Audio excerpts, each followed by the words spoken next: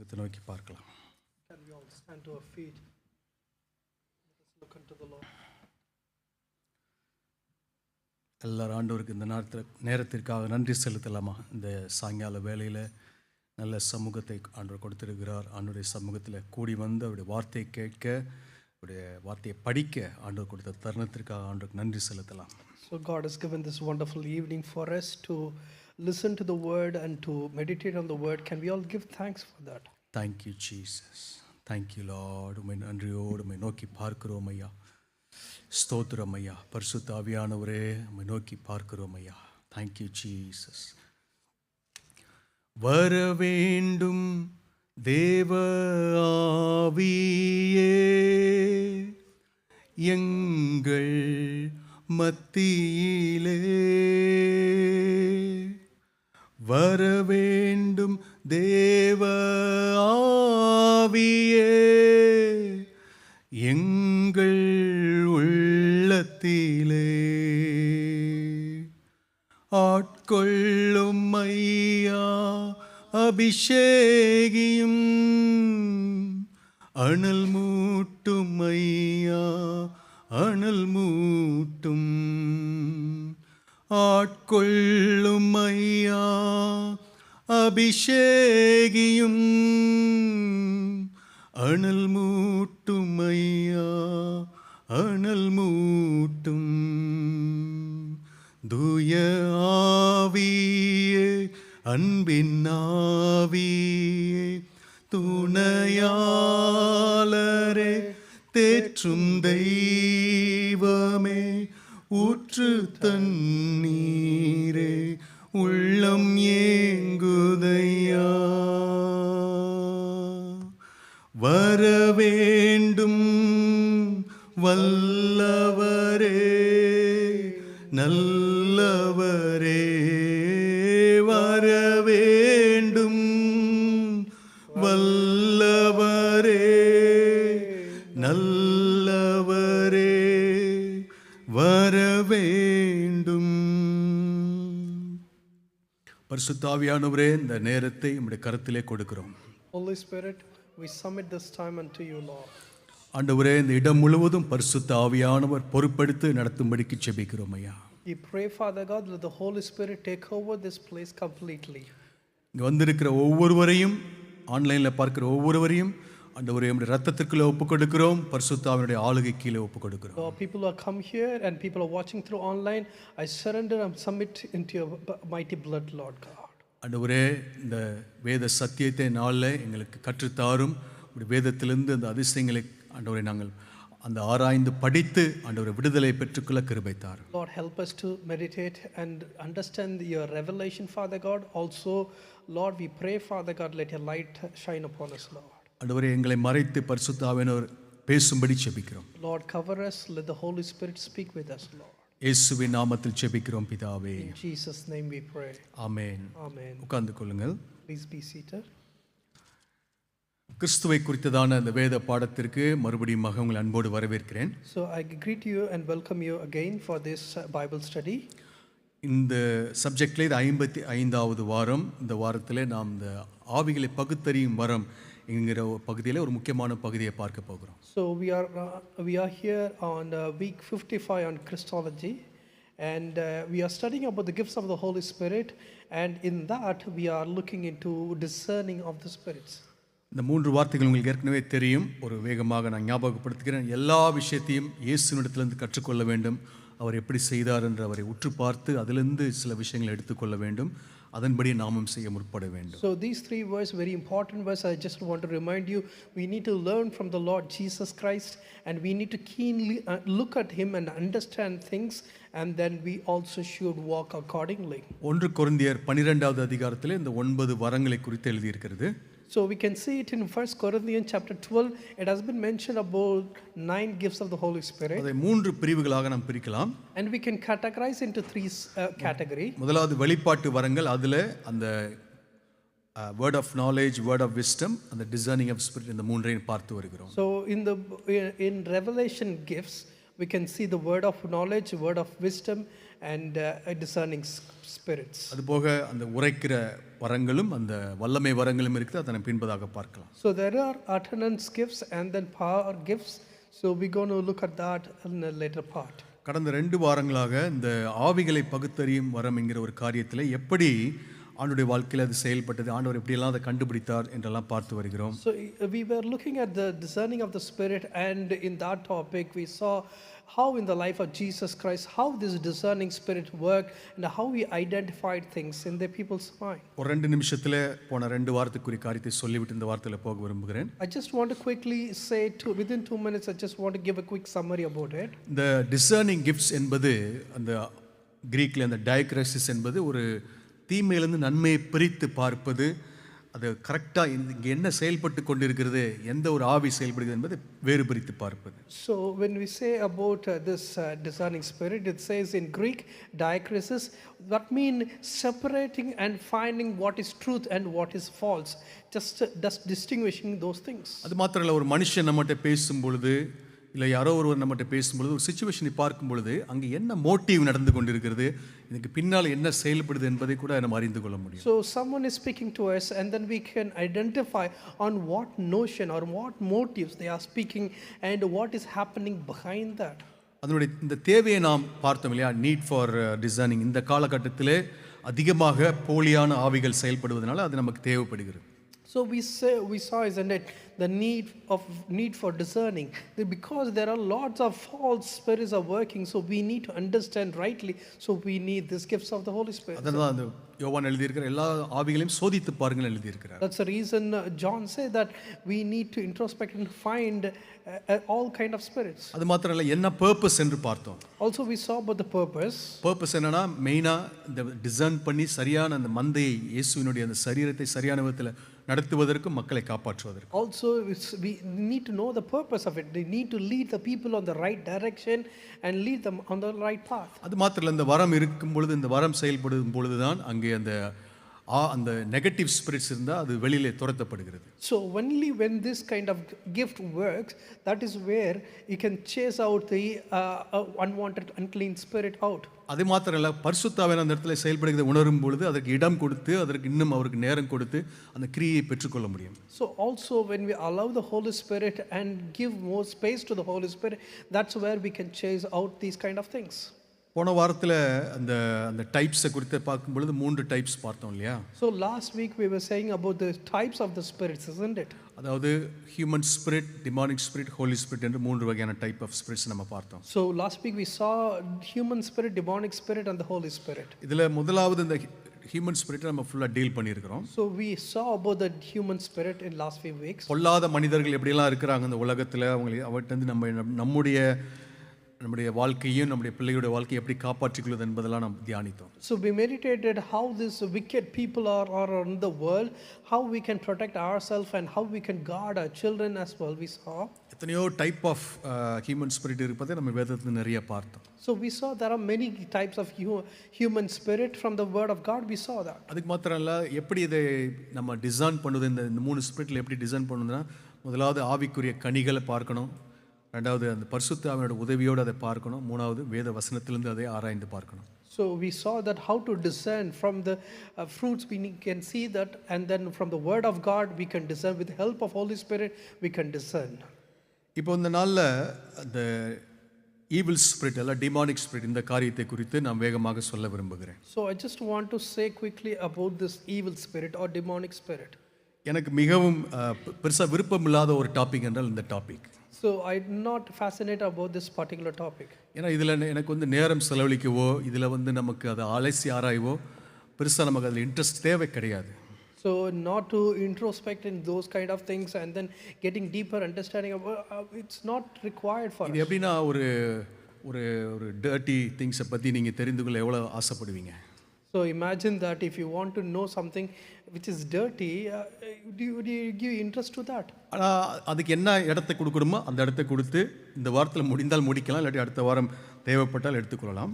So how much ever we can give importance to that. So whether we can complete it this week or not, else if it goes for the next week, then it's fine. ஆனால் இதை prepare பண்ணுறதுக்கு எனக்கு ஒரு சில மணி நேரங்கள் எடுத்துச்சு. But to prepare this, it took a few hours for me. இப்போ இந்த ஈவில் ஸ்பிரிட்ஸ் என்று சொல்லும் பொழுது ஃபர்ஸ்ட் அது என்னன்னு வேகமாக சொல்லிடுறேன். So, if I want to say about evil spirit, I just want to quickly say what it is. அதுக்கப்புறம் அதை குறித்து கொஞ்சம் ஸ்டடி பண்ணலாம். ஏன்னா அது இன்றைக்கு உலகத்தில் இருப்பதனால அதை ஸ்டடி பண்ணி அதை கற்றுக்கொண்டு நாமும் நம்மை காப்பாற்றிக் கொள்ளணும், மற்றவர்களையும் அதிலிருந்து விடுவிக்க வேண்டும். So let's study about that so that we are living in this world, so we need to protect ourselves and we need to protect our family as well, children as well. இந்த evil spirit என்பது நம்ம நினைப்பது போல ஏதோ ஒரு சக்தி, ஒரு காற்று, ஒரு இமேஜ், ஒரு ஷேடோ அப்படிலாம் கிடையாது. So when we say about evil spirits, not something or a power or shadow or wind or something shadow, it's not like that. அந்த ஸ்பிரிட் அப்படிங்கிற அந்த வார்த்தை வந்துட்டாலே அது ஒரு என்டைட்டி, அதாவது அது ஒரு living being. So when it comes as a spirit, that mean entities, that mean it's a being. அது ஒரு creature. It's a creature. That means அவங்க அது இட் எக்ஸிஸ்ட் அப்படின்னு அர்த்தம். So அப்படினா அது உயிரோட இருக்குதுன்னு அர்த்தம். ஸோ அதுக்கு ஒரு பர்சனாலிட்டி இருக்குது.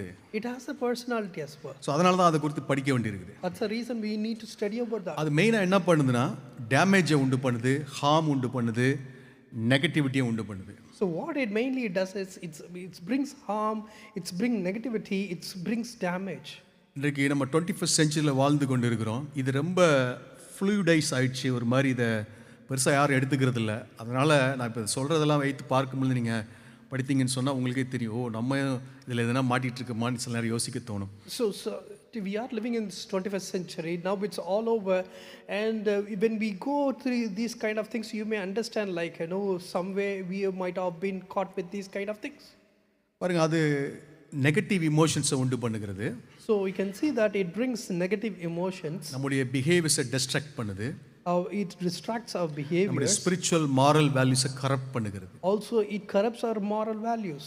அது மாத்திரம் இல்லை, நம்மளை தொந்தரவு பண்ணிக்கொண்டே இருக்க முயற்சி செய்யும், நம்மளை டெம்ப்ட் பண்ணிக்கொண்டே இருக்க முயற்சி செய்யும், நம்மளை எப்படியாவது பொசஸ் பண்ண ரொம்ப ஆசைப்படும். So it always it's try to tempt us and it try to possess us. இதை கேட்கிற அந்த வாலிப பிள்ளைகளுக்கு இதை நான் ரொம்ப அழுத்தமாக சொல்ல விரும்புகிறேன். இந்த வேத பாடத்தை கவனமாக கவனிக்கும்படி கேட்கிறேன். So I just want to give an important advice to the young children. You need to listen to this very carefully. அது மாத்திரம் சில இடத்துல ஒரு அன்நேச்சுரல் எக்ஸ்பீரியன்சஸ் உண்டாகும். அதாவது சில இடத்துல அந்த என்ன சொல்லுவாங்க தமிழில், ஏதோ ஒரு வேர்டு, இயற்கைக்கு அப்பாற்பட்ட ஏதோ அனாமிஷன் ஏதோ ஒரு வேர்டு யூஸ் பண்ணுவாங்க. என்ன ஏதோ ஒரு வேர்டு சொல்லுவாங்க, அதாவது ஒரு அன்நேச்சுரலாக இருக்கும். So there's a word in Tamil, but it's something like unnatural kind of experience.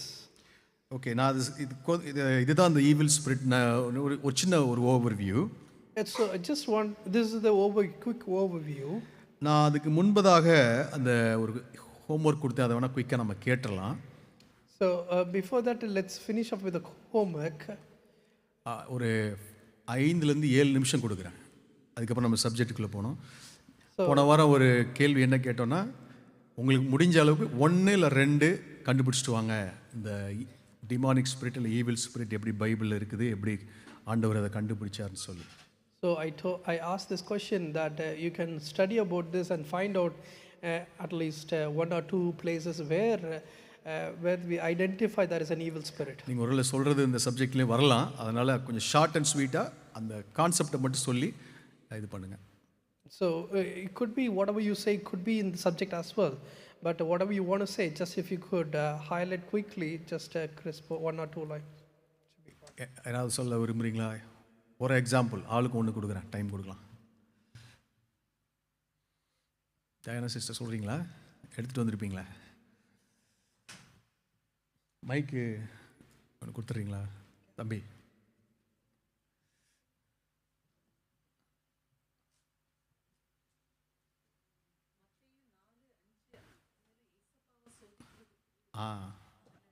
அதில் டைரெக்டாகவே வந்துருச்சு இல்லையா?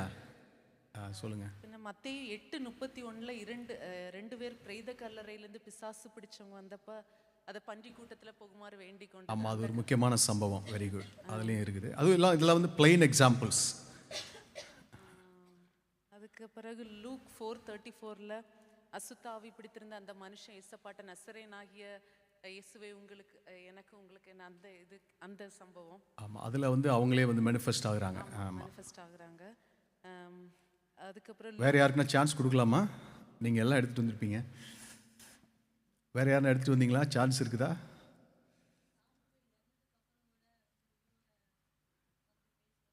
சாமுவேல் இறந்ததுக்கப்புறம் உயிரோடு வந்து பேசுகிற சொல்கிறீங்களா? சரி சரி, ரொம்ப எக்ஸ்ட்ரீம் சினாரியோ போயிட்டீங்க நீங்கள். வேறு அந்த ஆப்வியஸாக ஆண்டவர் கண்டுபிடிச்சது அந்த மாதிரி எதுனா பார்த்தீங்களா? சிம்பிள் டேர்மில்.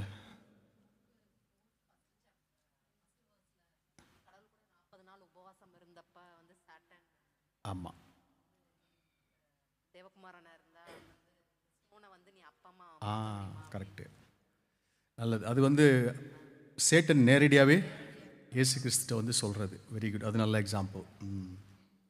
Anybody else, any children, youth people?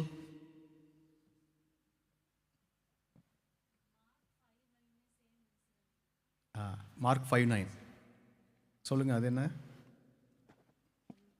அந்த லீஜன் Legion. 5ல demon possessed man. Demon possessed man. Okay, Diana sister அது கவர் பண்ணு. அதான் 2 விதமாக எழுதியிருக்குது. ஒரு இதில் ஒரு 2 இன்சிடெண்ட்டாக கூட இருக்கலாம், நமக்கு தெரியாது. Very good. அதுலேயும் ஆண்டவர் சொல்கிறாரு இல்லையா, அந்த லீஜன் அப்படின்னு சொல்லி அதை கண்டுபிடிச்சி சொல்கிறாரு. அதெல்லாம் நம்ம படிப்போம் இன்னைக்கு குயிக்காக. வேறு யாருன்னா இருக்கிறீங்களா? இன்னும் ஒரு 2 minutes கொடுக்கலாம்.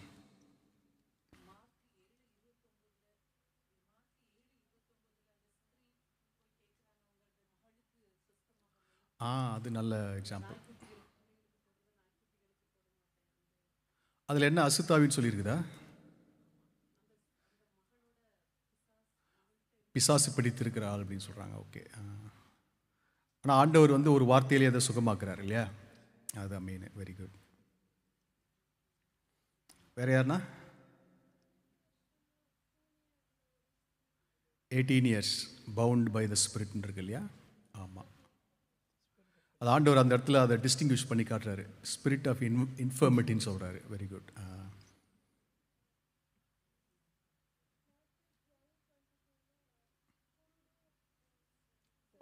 குருடும் செவிடுமான ஆவி, அங்கே ஒரு கிரைட்டீரியா கொடுக்குறாரு ஆண்டவர்.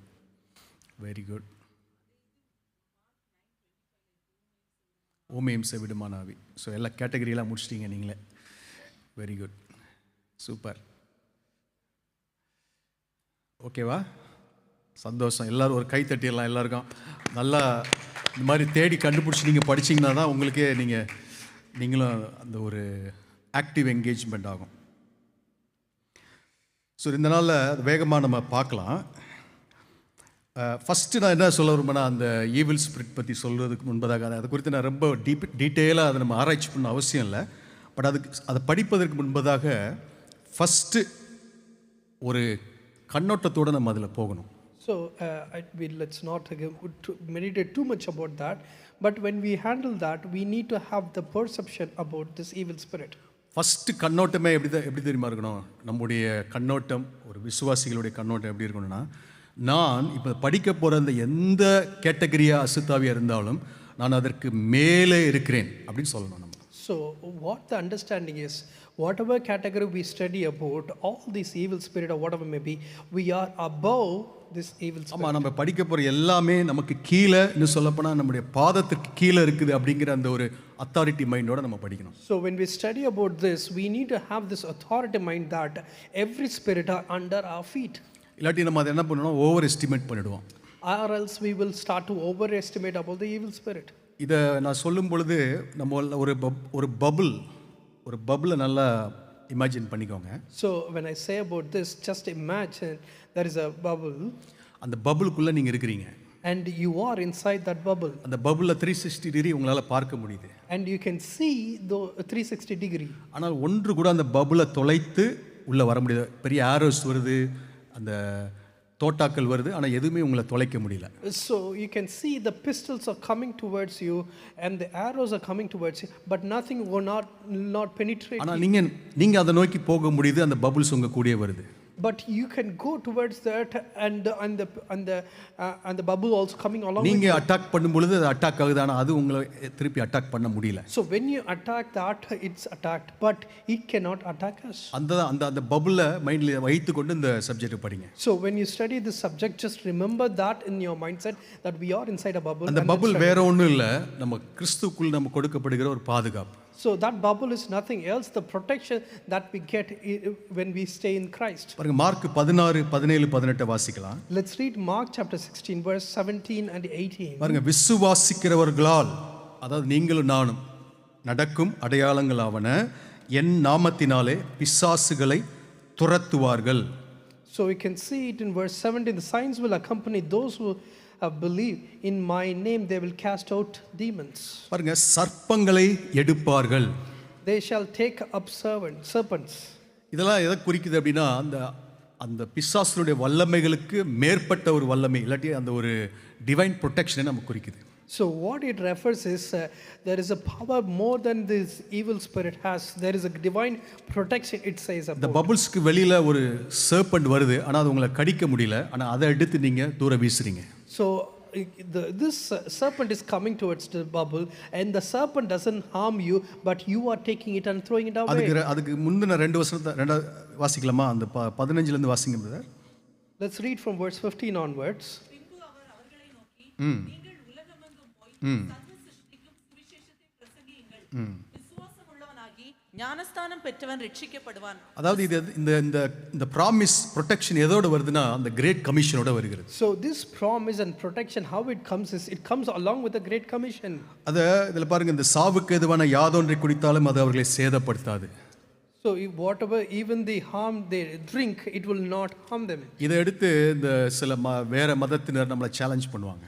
So they pick up this one, deadly poison. If they eat, they will not die. They will pick this one. They will be challenging நான் us. பாய்சன் கொடுக்குறேன், குடி பாப்புன்னு கிறிஸ்டியன் சொல்கிற அந்த வசனம் உண்மையான பாப்புன்னு சொல்லி நம்மளை கேட்பாங்க. They say that let's see, you take the poison and let's see that whether you're dying or not. ஆனால் இது அப்படி ஆண்டவர் டெஸ்ட் பண்ணுவதற்காக கொடுக்கப்படல. இது நாம் சுவிசேஷத்தை அறிவிக்கும் பொழுது ஆண்டவர் நமக்கு கொடுக்குற அந்த பாதுகாப்பை குறித்து இந்த வசனம் சொல்லுது. So it doesn't say about the testing the Lord. It says that God will protect you when we do the ministry. நம்ம உண்மையிலேயே அந்த தேவையுள்ள ஒரு இடத்திற்கு போகும்பொழுது, அந்த பிசாசுகள் பிடித்திருக்கிற மனுஷர்கள் மத்தியில் போகும் பொழுது, அந்த சுவிசேஷத்தை அறிவிக்கும் பொழுது, அவங்க கான்ஃபரன்ட் பண்ணும் பொழுது ஆண்டவர் நமக்கு அந்த டிவைன் ப்ரொடெக்ஷன், அந்த பபுள் போல கொடுத்திருக்கிறார். So when we go these kind of places and when we share the gospel, when we confront before them, at those time if something happen like this, God gives a kind of bubble as a protection. இன்னொரு இடத்துல எழுதியிருக்குது, சர்ப்பங்களையும் தேள்களையும் எடுப்பீர்கள் எழுதியிருக்குது. The one other place that it says that you will take the serpent and scorpion. சர்ப்பன்னா ஒரு பெரிய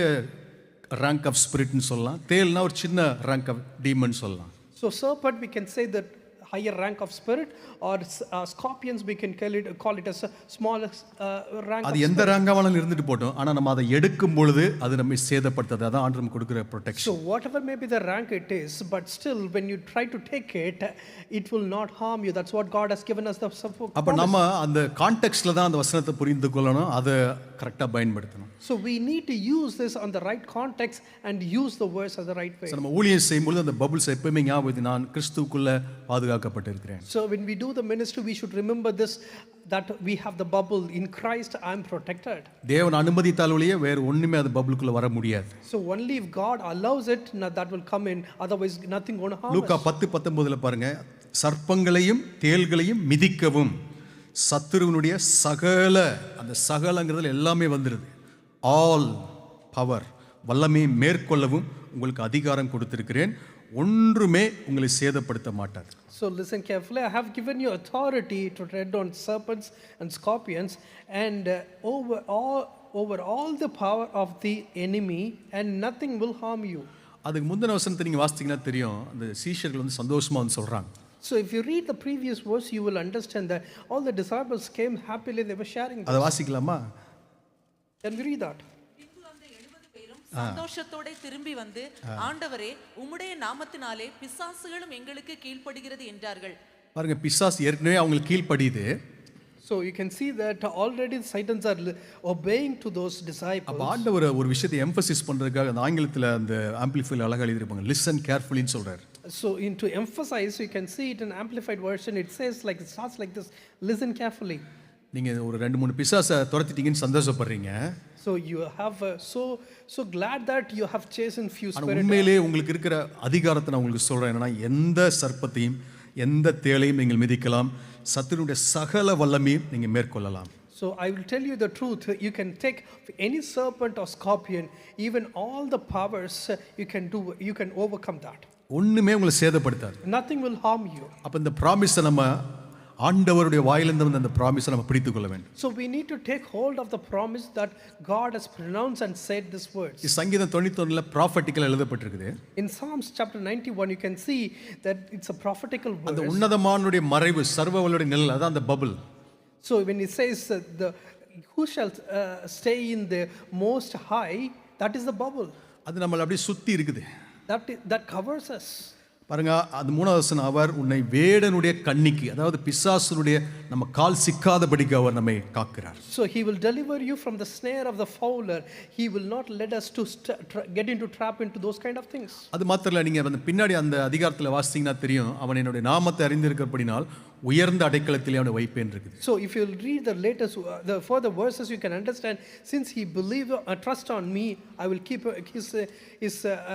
him on high. நீங்கள் ஒரு மலை உயரத்திலிருந்து ஒரு கடலை பார்த்துருப்பீங்க, இந்த வேல்ஸ்லாம் போனீங்கன்னா பார்த்துருப்பீங்க. So you might have gone to a high mountain and have seen those kind of sea, or you might have gone to Wales. அந்த அலை ரொம்ப வேகமா வந்து அந்த கீழே பாறை அடிச்சாலும் அது உங்களை எந்த விதத்திலையும் சேதப்படுத்தாது. So even the waves comes and hits the rock, nothing going to harm. ஒரு பெரிய சுனாமி வந்தா கூட நீங்க மேல இருந்து அதை பாப்பீங்க, அவ்வளவுதான், உங்களை அது சேதப்படுத்தாது. So even there was a great tsunami, still you're going to see that nothing going to harm அந்த you. நடுவில் அந்த 91 சங்கீதத்தின் நடுவில் ஒரு வசனம் வரும், நீங்க உங்க ரைட் சைடு எத்தனை பேர் விழுறாங்க, 1000 பேர், இடது பக்கம் 10,000 பேர் விழுந்தாலும் நீ அதை கண்களால் மாத்திரம் தான் பார்ப்ப, அது உன்னை தொடாதுன்னு சொல்றேன். So in the same chapter 91 verse 7 says, 1,000 may fall at your side, 10,000 at your right hand, but will not come near you. அப்ப அதான் அந்த ஆண்டவர் கொடுக்கிற அந்த ப்ரொடெக்ஷன்.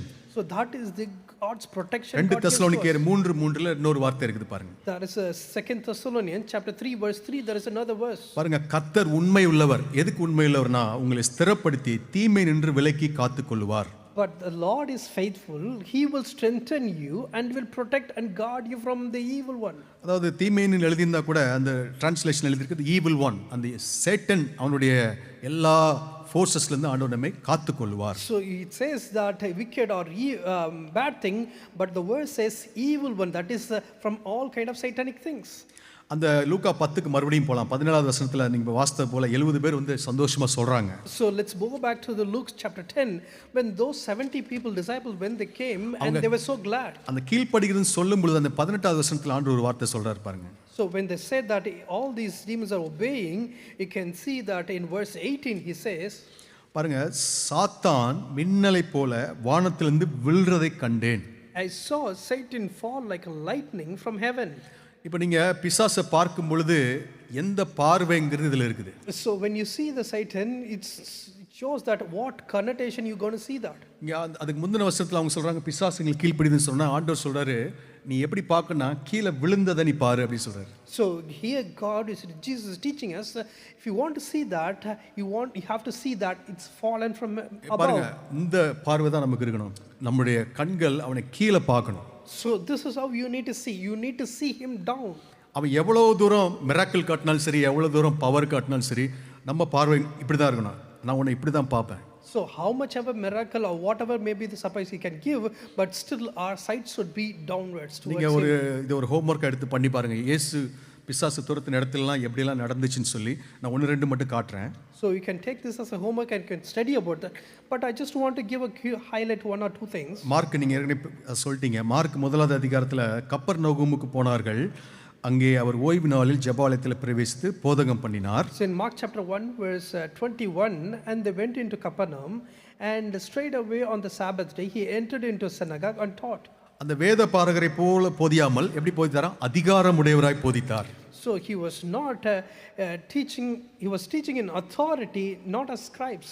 அந்த அத்தாரிட்டியா பேசும்பொழுது என்னன்னா, அந்த ஸ்பிரிட் realm பார்த்து அவர் ஆண்டவர் பேசுகிறார். So when he was speaking in authority, that means he's looking at the spirit realm and he's speaking இந்த towards அத்தாரிட்டியில் இருக்கும் பொழுது கீழே அந்த லோவர் அந்த அந்த ஸ்பிரிட்டுக்கெல்லாம் இப்படி கீழே பார்த்து தான் ஆண்டவர் அதை மிரட்டுகிறார். So when he was speaking in authority, he is speaking that to that evil.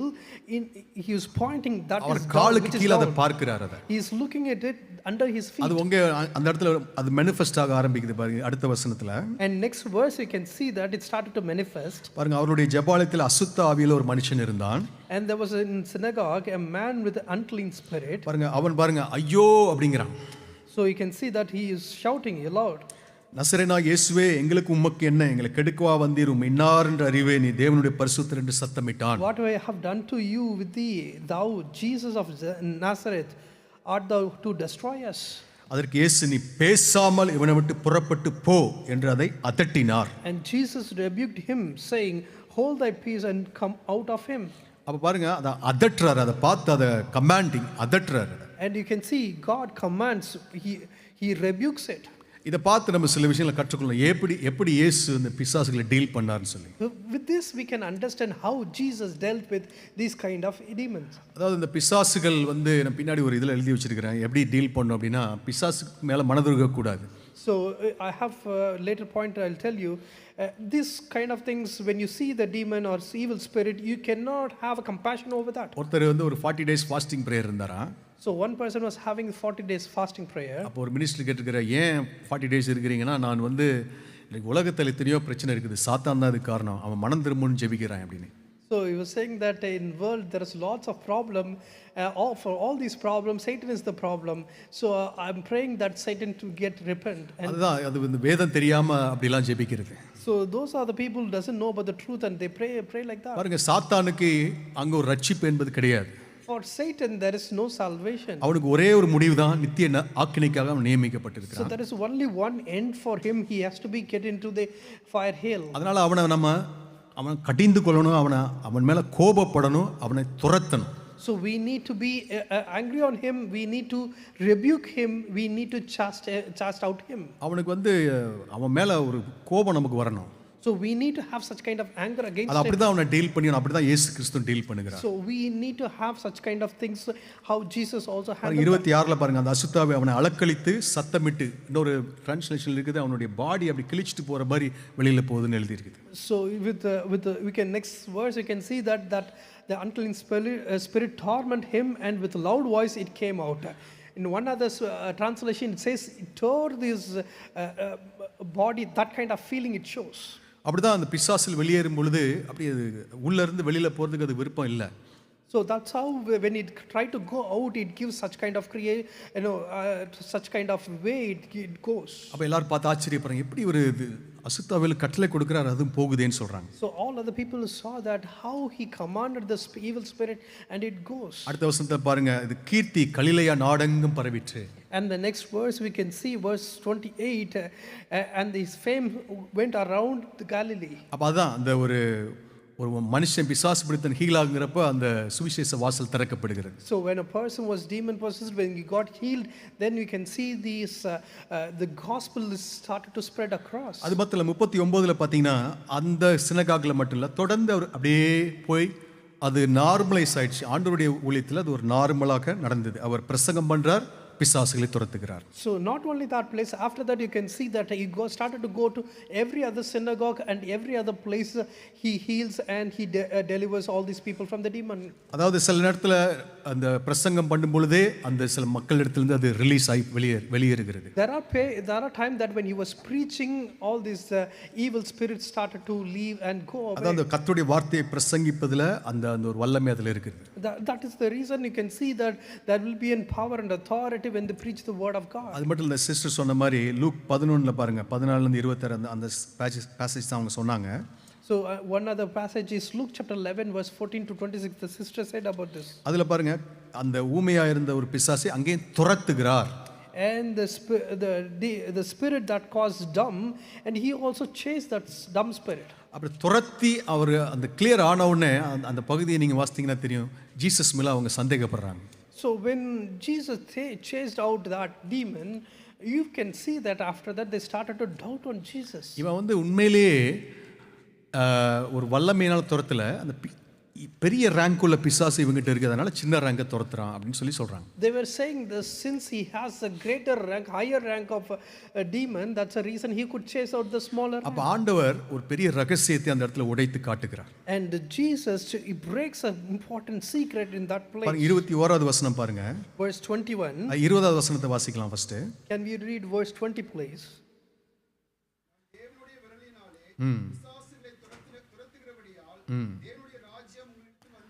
அதை ஃபர்ஸ்ட் கிளியர் பண்ணிடுறான். எந்த ஆவியில துரத்துறேன்னு சொல்லி கிளியர் பண்ணிக்கிறார். First he clears that he demonstrated everything. He chased a demon by the finger of God, and the kingdom of God has come. அப்ப 21வது வசனம் பாருங்க. ஆயுதம் தரித்த பலவான் தன் அரண்மனையை காக்கிற போது அவனுடைய பொருள் பத்திரப்பட்டிருக்கும். When a strong man fully armed guard his house, his possessions are safe. இந்த டீமன், இந்த ஈவில் ஸ்பிரிட்டை குறித்து ஆண்டவர் சொல்றார், அவங்களுக்கு ஏதோ ஒரு விதத்துல ஒரு வல்லமை இருக்குது. So when Jesus was speaking about this evil spirit, he says they have some kind of அவங்களுக்கு ஒரு ஸ்ட்ரெngth இருக்குது. They have some kind of strength. ஆனா ஒரு நல்ல விஷயம் என்ன தெரியுமா? 22 பாருங்க.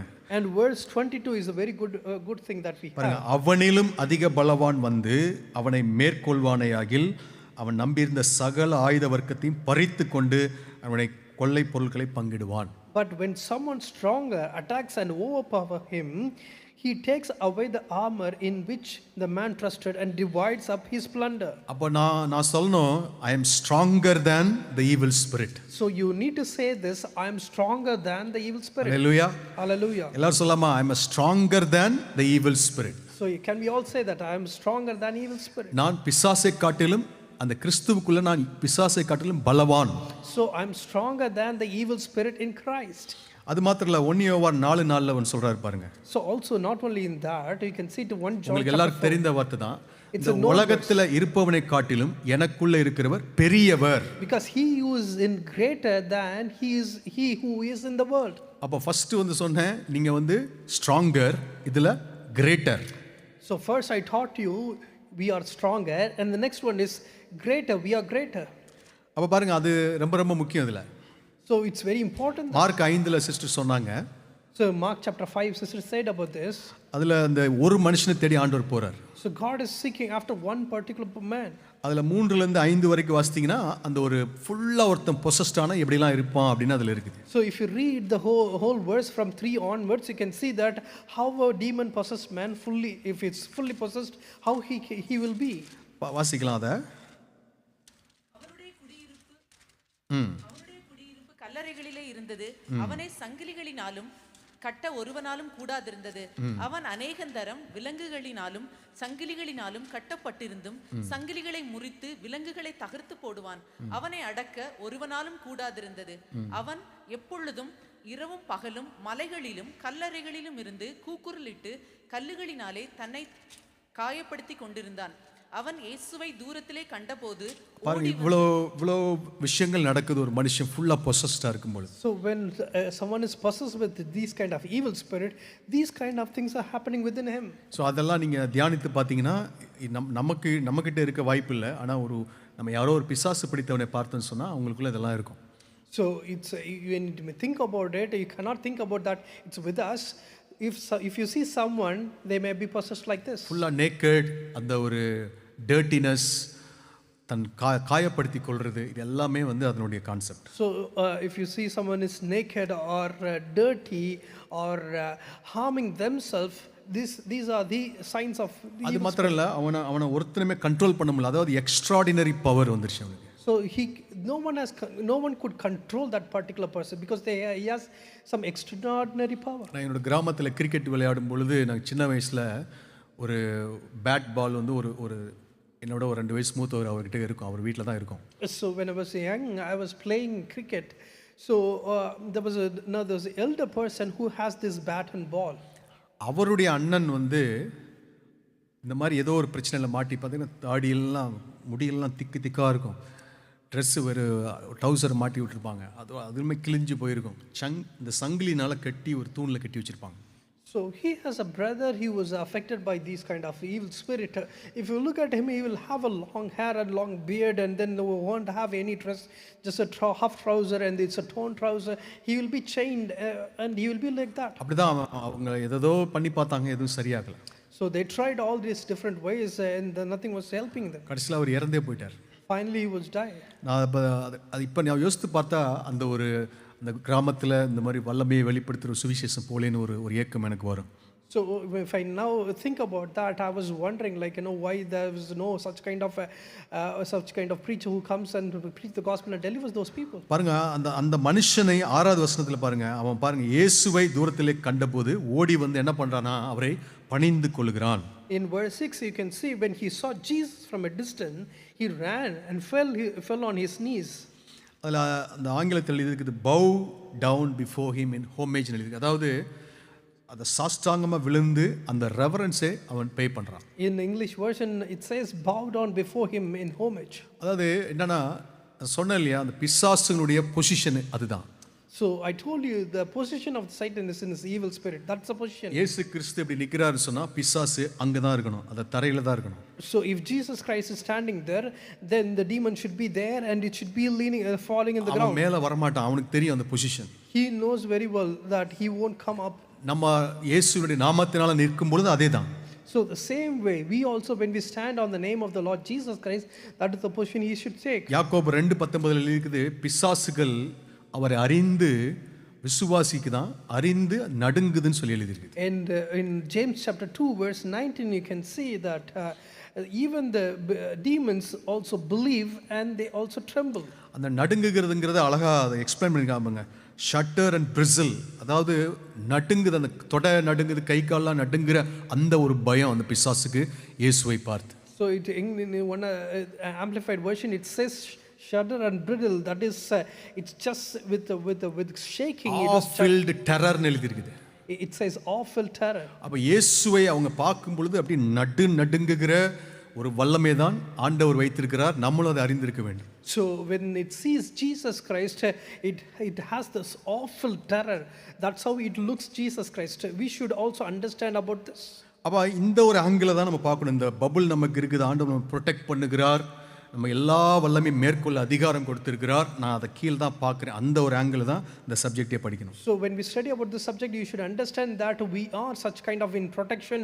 God has given such kind of bubble to us and the Satan is in the down. அப்போ இதெல்லாம் நம்ம ஏன் தெரிந்து கொள்ளணும் அப்படின்னா, இந்த வேதம் நமக்கு ஒரு விஷயத்தை சொல்லுது என்னன்னா, இந்த உலகத்தில் ஒரு ஈவில் கிங்டம் ஒன்று இருக்கிறது. So we need to understand all these things from the word of God. We can see that there is an evil kingdom. இந்த பிசாசுக்கு அவன் ஒரு ராஜா போல இருந்து அவனுக்கு கீழே ஒரு பெரிய சாம்ராஜ்யமே இருக்குது. So for this Satan or evil or demon, they have this such kind of kingdom for themselves. ஏன்னா அது இயேசு கிறிஸ்துவே அவர் வாயிலிருந்து சொல்லியிருக்கிறார். Because Jesus Christ said this on his own. மத்தேயு 12:26 பாருங்க. If you look at Matthew chapter 12 verse 26. சாத்தானை சாத்தான் துரத்தினால் தனக்கு விரோதமாக தானே பிரிவினை செய்கிறதா இருக்குமே, அப்படி செய்தால் அவன் ராஜ்யம் எப்படி நிலை நிற்கும்? And if Satan cast out Satan, he is divided against himself. How shall then his kingdom stand? அதாவது ஒரு பிசாசுக்கு அவனுக்கு கீழே ஒரு பெரிய ராஜ்யம் இயங்கி கொண்டிருக்குது. So for Satan there is a kingdom, or there is a kingdom for himself. வேதத்தில் அதுல நிறைய நம்ம பல இடங்கள் அது புதைந்து கிடக்கிறது. In the Bible there are many other places it has been hidden. அதுல தலைமை பொறுப்பு யாருக்குன்னா அந்த சாத்தான் என்று சொல்லப்படுகிற அந்த பிசாசானவனுக்கு. So who has this higher authority or power? That is Satan. அந்த சாத்தான் என்பவன் அவன் ஒரு ஆவிக்குரிய ஒரு creature. So when say Satan, he is the spiritual being. அவனை குறித்து அந்த 4 வசனத்துல எழுதி இருக்குது பாருங்க. You can see it in these 4 verses it mentioned about. யோவான் 12:31 அவனை இந்த உலகத்தின் அதிபதி என்று இயேசு சொல்கிறார். So in John chapter 12 verse 31 Jesus says that he is the prince of this world. எபேசியர் 2:2ல சொல்லியிருக்கிறது இந்த அந்த முழு உலகத்தினுடைய அதிபதி அப்படிங்கிற மாதிரி சொல்லியிருக்குது. So in Ephesians chapter 2 verse 2 it says the ruler of the kingdom of the air. அவன் வந்து கீழ்ப்படியாமின் பிள்ளைகள் இடத்துல வேலை செய்து கொண்டிருக்கிறான். And he works in the children of the disobedient. 2 கொரிந்தியர் 4:4ல இந்த பிரபஞ்சத்தின் அதிபதி என்று எழுதியிருக்குது. And so 2 Corinthians chapter 4 verse 4 it says God of these ages. வெளிப்படுத்தல இந்த நம்ம believers body of Christ accuse பண்ணுகிற ஒரு ஸ்பிரிட் என்று எழுதியிருக்கு. And Revelation it says that he is the accuser of our believer. அப்ப அதான் அவனோட மெயின் அவன் தான் ஹெட் அதுல. So he is the main, he is the head of that. அவனுக்கு கீழ சில ஜெனரல்ஸ் இருப்பாங்க. And under him there are many generals for him. அப்புறம் ஒரு பெரிய ஆர்மி அவனுக்கு கீழ செயல்படுது. And under him there will be a great army as well. அதுக்கு அப்புறம் ஒரு சோல்ஜர்ஸ் போல சில சில ஸ்பிரிட்ஸ் இருக்கும். Also, there will some other spirits works like a ஏன்னா stewardship. ஆண்டவர் வாயிலிருந்து அந்த ராஜ்யம் சொன்னதுனால இதெல்லாம் நம்ம கற்பனை பண்ணி பார்க்கலாம். So when he says, God says he's working as a kingdom, then we can imagine like this. பாருங்க, பழைய ஏற்பாட்டில் நீங்கள் எடுத்தீங்கன்னா நிறைய இடங்கள் எழுதியிருக்குது. அவனை குறித்து ஒரு 3 வசனத்தை நான் காட்டுறேன். So in the Old Testament, you can see it has been mentioned about him many other places, but just I want to highlight about 3 places. First Chronicles 21:1 அவனை அந்த தாவீதை ஏவுறதை குறித்து எழுதியிருக்கிறது. So you can see it in First Chronicle chapter 21 verse 1. It was says about the tempter that he tempts David. வாசிக்கலாமா அதை? 21:1.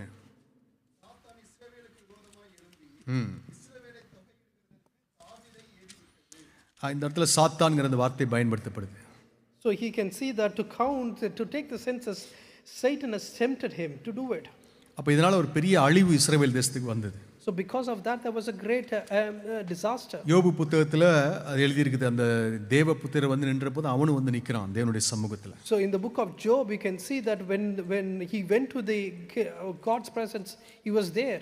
சகரியா 3வது அதிகாரத்திலையும் அந்த accuser அந்த ஒரு பதம் பயன்படுத்தப்படுது. So in Zechariah chapter 3 as well, there is one other term it's used as accuser.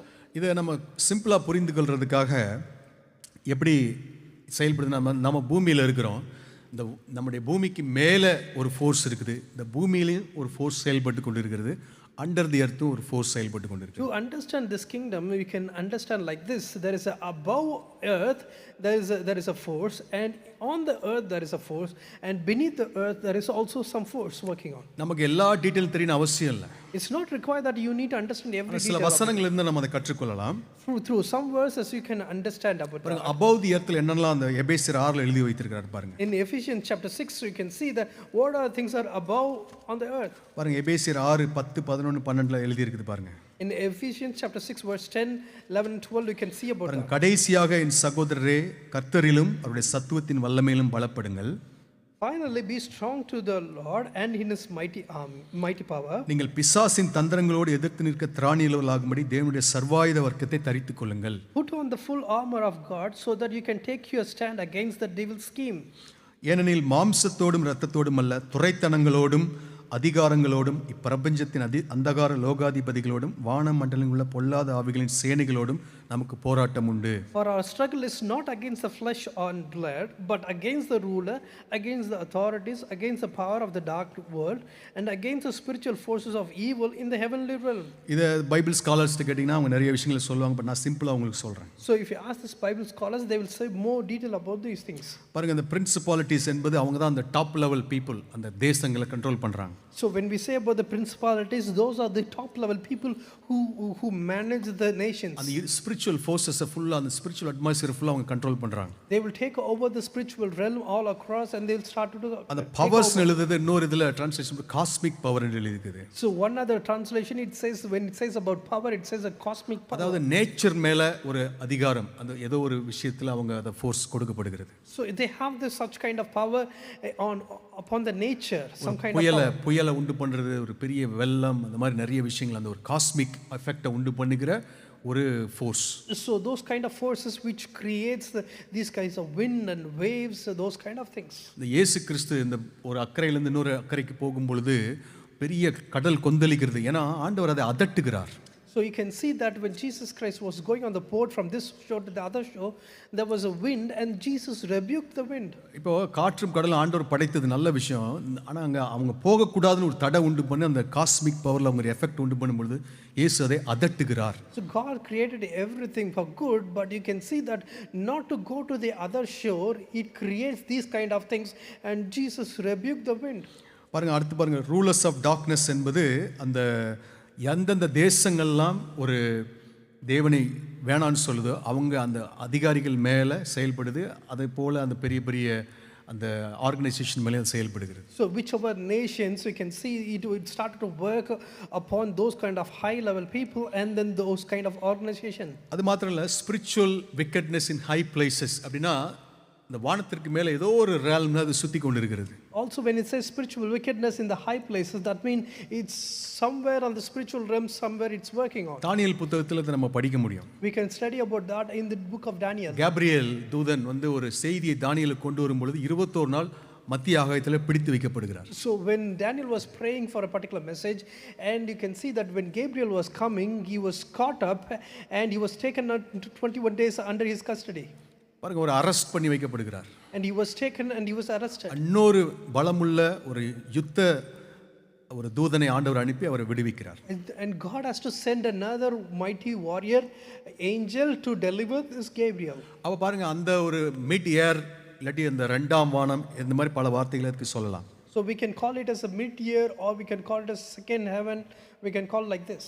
அதனால தான் பாருங்க, அந்த இடத்தை ஆண்டவர் சுத்திகரித்து அதெல்லாம் கீழே விழ தள்ளிட்டு அந்த இடத்துல வந்து மணவாட்டி சபை மத்திய ஆகாயத்தில் ஆண்டவர் எடுத்து போகிறார். That's the reason God want to throw everything on the whatever it's in the spiritual realm, throw them down, and then God will take the bride upon the clouds. பாருங்க, முதல்ல அவன் தரையில தான் வந்து விழுறான். And first he falls in the ground. அதுக்கப்புறம் மனுஷனே அந்த அதிகாரத்தை கொடுத்ததுனால அவன் ஒரு ஹையர் பிளேஸை எடுக்கிறான். So he was thrown into the ground, but since man has given the authority by sinning, then he takes his place. அதனால தான் அந்த ஹையர் பிளேசஸ் அவன் கிரியேட் செய்து கொண்டு இருக்கிறான். That's the reason he started to work on the higher places. அதே மாதிரி பூமியிலையும் அவர்கள் அந்த இன்ஃப்ளூயன்ஸ் பண்ணுகிறார்கள், அந்த ஸ்பிரிட்ஸ் எல்லாமே. Also those kind of spirits also influence in this world as well. அந்த டீமன்ஸ் என்று சொல்லுகிற ஒரு கேட்டகரி வந்து எப்படின்னா ரெண்டு விதமா சொல்லுவாங்க. So we can call that demon as in two different categories. இதெல்லாம் நீங்க ரொம்ப அதை ஆராய்ந்து படிக்க தேவையில்லை, பட் ஜஸ்ட் உங்களுடைய நாலேஜுக்காக சொல்லுகிறேன். So no need to require to introspect and read about those kind of things. Just for your understanding, I would The say. demonic entities என்பது மனிதனுடைய உடலுக்குள்ள வாழ்வதற்கு ஆசைப்படுற ஒரு entities. So demonic entities are the entities that will willingly having this desire to live in a particular human body. Human பாடினா ரொம்ப பிடிக்குது. அந்த நம்ம உடம்புல கிட்டத்தட்ட ஒரு 10 மேஜர் சிஸ்டம்ஸ் இருக்குன்னு சொல்லுவாங்க. நர்வஸ் சிஸ்டம், ஸ்கெலட்டல் சிஸ்டம் அப்படின்னு நிறைய இருக்குது. அது எதெல்லாம் ஒரு சிஸ்டத்தில் அது போய் உட்கார்ந்து கொள்வதற்கு ரொம்ப ஆசைப்படுது. So this spirit will try to have the willing to get into any of the human body and stay in that body. When we say about human body, there are many systems is there, like nervous system, skeleton system. It will get into fit into any of these kind of things. இந்த gap theory என்று சொல்வார்கள். They call it as a gap theory. அதாவது ஒரு ஆதியாகமம் 1:1, ஆதியாகமம் 1:2 இந்த ரெண்டு வார்த்தைக்கு நடுவில் ஒரு பெரிய விஷயம் நடந்தது என்று சில ஸ்காலர் சொல்வார்கள். So between Genesis chapter 1 verse 1 and Genesis chapter 1 verse 2, there was a great gap and there was a great story. That's what the scholars நமக்கு தெரியாது, ஆண்டவர் ஆதாமை படைப்பதற்கு முன்பதாக இந்த உலகத்தை, இந்த பூமியை ஆண்டவர் எத்தனையோ மில்லியன்ஸ் ஆஃப் இயர்ஸ்க்கு முன்னாடி படைத்திருக்கிறார். அதுதான் உண்மை. ஆனால் அந்த ஆதாமை படைப்பதற்கு முன்பதாக என்னெல்லாம் அந்த பூமியில் நடந்ததுன்னு நமக்கு தெரியாது. So this world was created before million years back, but when God had created Adam, we don't know the story behind that. Like, before Adam, what was the situation? ஏன்னா ஒன்று சொல்லுது, ஆதியிலே தேவன் வானத்தையும் இல்லாட்டி வானங்களையும் ஆங்கிலத்தின்படி பார்த்தா பூமியையும் சிருஷ்டித்தார். So in the beginning God created heavens and earth. That's how it says in அந்த ரெண்டாவது வசனத்தில் ஒழுங்கின்மைன்றது ஆண்டவர் படைத்ததில் ஒழுங்கின்மை வர வாய்ப்பு இல்லை, அதனால ஏதோ ஒன்று நடந்திருக்குது என்று சில ஸ்காலர் சொல்லுவாங்க. And the second verse it says the earth was in void and formless. That means there's something happened between these 1 and 2. That's what the scholar believes. அந்த நடுப்பட்ட காலத்தில் தான் அந்த பிசாசனம் விழுந்து போன அந்த காரியங்கள் நடந்திருக்கலாம். அதுபோல இந்த பூமியில் சில என்ன சொல்லுது பல கிரீச்சர்ஸ் இருந்திருக்கலாம் என்றெல்லாம் அவர்கள் சொல்லுகிறார்கள். So in between years, that's where we can say that this kind of spirit has been fallen, spirit has been worked, and there was creatures or some creatures were living on those days. ஆனால் ஆவி ஆத்மா சரீரம் உள்ள மனித குலம் ஆண்டவர் படைக்கிற அந்த டைம்ல தான் வருது. But you can see that God created human, that is a man who has this spirit, soul and body. That's where it starts. அதாவது தேவ சாயல்ல படைக்கப்பட்ட அந்த மனுக்குலம் வந்தது அந்த ஆண்டவர் அந்த ஆதியாகமம் 3வது அதிகாரத்துல தான். So the mankind 2:3 தான். So mankind was came into this world that started in Genesis chapter 2 onwards. அப்ப அந்த நேரத்தில் இருந்த அந்த விழுந்து போன அந்த காரியங்கள் வந்து இந்த டிமானிக் ஸ்பிரிட்ஸாக உலாவிக் கொண்டிருக்குது என்று ஒரு தரப்பினர் சொல்லுகிறார்கள். So one crowd of people, they say that this fallen spirit which happened within verse 1 and 2, those kind of spirits are still working now. ஆனால் இன்னொரு வசனம் நமக்கு தெளிவாக சொல்லுது என்னன்னா, பிலோ தி எர்த்லயே ஒரு கேட்டகரி இருக்குது. There is one other verse, it proves that there is one other category of spirits are working under the earth as well. யூதா 1:6, 2 பேதுரு 2:4 வாசித்தீங்கன்னு சொன்னீங்கன்னா, அந்த விழுந்து போன நேரத்தில் சில கேட்டகரிஸ் தேவதூதரை ஆண்டவர் செயின் பண்ணி பவுண்ட் பண்ணி வைத்திருக்கிறார். So Jude chapter 1 verse 6 and 2 Peter chapter 2 verse 4, you can see some of the categories of the spirit has been God chained and put him in under the earth. இப்போ இதெல்லாம் நமக்கு இதெல்லாம் நம்ம கற்பனைக்கு எட்டாத காரியங்கள். அது ஒரு பக்கம் இருக்கட்டும், அதை அப்படி லைட்டாக தெரிந்து கொண்டால் போதும். So these are things that we cannot comprehend sometime, but it's good to know, just have that aside. ஆனால் மெயினாக தெரிந்து கொள்ள வேண்டிய என்னன்னா, இந்த ஸ்பிரிட்ஸுக்கு நமக்கு என்ன சம்பந்தம்? So mainly the thing that we should understand is what is that we have with this kind of spirit. ஏன்னா அதுக்கும் நமக்கு ஏதோ ஒரு விதத்தில் ஒரு சம்பந்தம் இருக்குது. அதனால தான் வேதத்தில் எழுதி வச்சிருக்கிறாங்க. So there is some kind of connection between that spirit and with us. That's the reason it has been mentioned in the Bible. பாருங்க, யோவான் 10:10 எழுதியிருக்கிறார் ஆண்டவர். John chapter 10 verse 10 it says. பாருங்க, ஒரு அல்டிமேட் பர்பஸ், இந்த ஈவில் ஸ்பிரிட் அல்டிமேட் பர்பஸ் அதில் எழுதப்பட்டிருக்கு. So the ultimate purpose has been mentioned in that verse. பாருங்க, அவன் வர்றதே எதுக்குன்னா, திருட வரான், கொல்ல வரான், அழிக்க வரான்.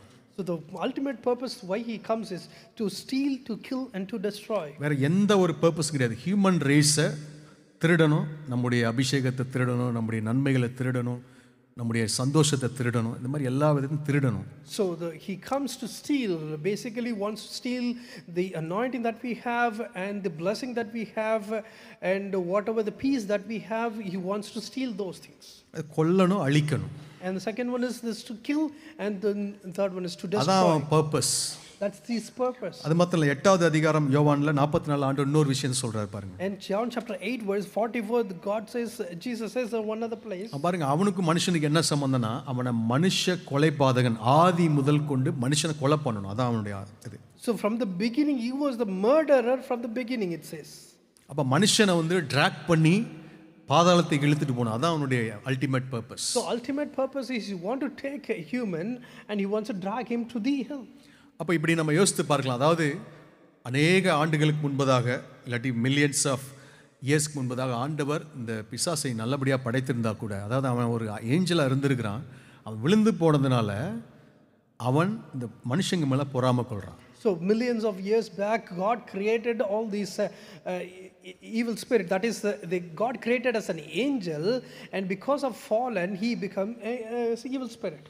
அப்போது இவனுக்கு நமக்கு இருக்கிற இந்த சம்பந்தத்தை படிக்கிறதுனால தான் இந்த சப்ஜெக்டே படிக்கிறோம். So since we have such kind of a relation, that's the reason we need to study about this. ஆனால் ஒரு காரியத்தை நான் சொல்லிட்டு ஒரு விஷயத்தை சொல்ல விரும்புகிறேன். So I just want to highlight one particular thing and then want to continue. அதாவது இந்த பிசாசு நம்மளை மேற்கொள்ள முடியாது, எந்த ஒரு மனுஷனையுமே அதாவது விசுவாசியோ அவிசுவாசியோ அவர்களை மேற்கொள்ள பிசாசுக்கு அதிகாரம் இல்லை. So Satan doesn't have the power and authority to overcome a person whether he's a Christian or non-Christian. ஏன்னா இந்த மனுஷ ஆவி எப்படி பண்ண, இப்போ ஹியூமன் ஸ்பிரிட் பற்றி லாஸ்ட் 2 வீக்ஸ் பார்த்தோம். மனுஷ ஆவி ஆண்டவர் எப்படி படைத்திருக்கிறார்னா, அவன் பரிசுத்த ஆவிக்கும் சரி, இல்லை தேவனுடைய ஆவிக்கும் சரி, பிசாசுக்கும் சரி, இது திறந்து கொடுக்க வேண்டும். So we study about the human spirit. Last week we study about that. For Holy Spirit he has to accept and welcome, and for the demon spirit also he has to allow it. இப்போ நம்ம ஆதி பிதாக்கள் ஒருவேளை விற்று போட்டால் கூட, even though our forefathers ancestors have sold things, அவங்க விற்று போட்டதுனால இந்த ஹை பிளேசஸை விட்டு கொடுத்துட்டாங்க, இந்த அத்தாரிட்டிஸ் ஓவர் த ஏரை விட்டு கொடுத்துட்டாங்க. so they have given the place on the high places and the authorities. ஆண்டவர் சொன்னார், இதெல்லாம் ஆண்டு கொள்ளுங்கள் சொன்னார். அந்த டோட்டல் எர்த்து அதனோட அட்மாஸ்பியர் எல்லாம் நமக்குரியது. So God created man and he said that you need to take over and you need to rule things. The atmosphere and praise and everything God has given to us. நம்ம அதை இழந்து போயிட்டோம். But have we lost it? ஆனாலும் ஆண்டவர் பாருங்க, அந்த மனுஷனை அவன் தொடுவதற்கு ஆண்டவர் அவன் அனுமதித்தால் ஒழிய அவன் உள்ள வர முடியாது. But same way God kept this kind of way that only when the man allows it the demon can come into it. அதனால அவன் என்ன பண்றான், அந்த இன்ஃப்ளூயன்ஸ் பல லெவல்ல இன்ஃப்ளூயன்ஸ் பண்றான். So what he does is he started to work and started to influence in different levels. ஒரு 5 லெவல்ல நான் உங்களுக்கு சொல்றேன். So I just want to say in 5 levels to you. First என்ன பண்ணுவானா, டெம்ப்ட் பண்ணிட்டே இருப்பான். First he started to tempt one by one. First வந்து அவன் அப்படிதான் டெம்ப்டிங் கொடுத்துட்டே இருப்பான். இந்த இதை பண்ணு, அதை பண்ணு, இதை பாரு, இதை செய் அப்படின்னு சொல்லிக்கிட்டே இருப்பான். So first he started to tempt. He said like, just see this, do this, these kind of temptation he gives. அதுக்கு நீ இடம் கொடுத்துட்டேன்னா அடுத்து ஹராஸ் பண்ண ஆரம்பிப்பான். அதை ஏற்கனவே விழுந்துட்ட, நீ கில்ட்டு அப்படி இப்படின்னு சொல்லி அதை ஹராஸ் பண்ண ஆரம்பிப்பான். So after you fallen into that temptation, he started to harass. He said that you fallen into this, you are guilt and those kind of things he gives. வாலிப பிள்ளைங்க இதெல்லாம் நல்லா கவனிக்கணும். இதெல்லாம் So young children, you need to listen to this. பாருங்க, நம்ம சாதாரணமாக நம்ம இந்த பூமியில் ஏதோ பார்க்குற விஷயங்கள் அப்படிலாம் கிடையாது. அது எல்லாவற்றுக்கு பின்பதாக ஒரு ஸ்பிரிச்சுவல் ஒரு உண்மை இருக்கிறது. So when we see all these things in the world, it's not an ordinary things. Behind everything there is a truth behind that. எந்த ஒரு கண்களால் பார்க்குற ஒரு சப்ஸ்டன்ஸ், வெறும் சப்ஸ்டன்ஸ் சொல்லி இந்த உலகத்தில் எதுவுமே இல்லை. எல்லாமே வந்து ஆவிக்குரியதனுடைய ஒரு ரிஃப்ளெக்ஷனாக தான் பூமியில் இருக்குது. So whatever you see in our eyes, every substance behind that, there is a spiritual things are working behind that. அப்போ அந்த ஹராஸ்மெண்ட் என்பது அவன் அந்த மாதிரி பண்ண, அப்போ கூட அவன் வெளியில தான் இருக்கிறான், வெளியிலேருந்து நம்மளை ஹராஸ் பண்ணுறான். So even he started to harass things, and even he was harassing, he will be outside and he was doing those things. அதுக்கப்புறம் அப்ரெஸ் பண்ண ஆரம்பிக்கிறான். ஏன்னா ரொம்ப ஒரு ஏரியா நம்ம அந்த இடத்த கொடுத்து அந்த இடம் நமக்கு ரொம்ப வீக் ஆயிடுச்சு. அதனால் அந்த இடத்த அப்படியே ஒரு புண்பட்ட இடத்த அப்படி போட்டு அழுத்துற மாதிரி அப்ரெஸ் பண்ணுறான். And then started to oppress imagine that there was a wound, and then it started to infect, and then got warm.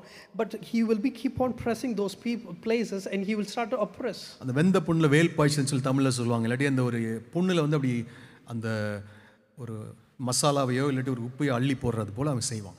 So imagine that there is a wound, already it's hurting, but still on top of it putting some chili powder or a salt in it, it's going to burn a lot. ஏன்னா அவனுடைய nature என்னன்னா நம்மளை அழிக்கணும், கொல்லணும், நம்மளை பார்த்து சிரிக்கணும், நம்மளை வந்து டீஹியூமனைஸ் பண்ணணும். அதான் அவனுடைய aim. So all his intention is just want to kill and destroy, and he just want to willing to dehumanize us. அடுத்த லெவலுக்கு போகும்பொழுது ஹேபிடேஷன் இன்ஃப்ளூயன்ஸ், அதாவது எப்படின்னா ஒரு மாதிரி நம்மளுடைய திங்கிங், நம்மளுடைய பிஹேவியர் எல்லாத்தையும் இன்ஃப்ளூயன்ஸ் பண்ண ஆரம்பிச்சிடும். நம்ம அது ஹேபிச்சுவலாகவே சில விஷயங்களை மனிதர்கள் செய்ய ஆரம்பிச்சிருவாங்க. So next one is habituation or influence. That is next started to influence things because without our knowledge that becomes a habit and it started to influence our life.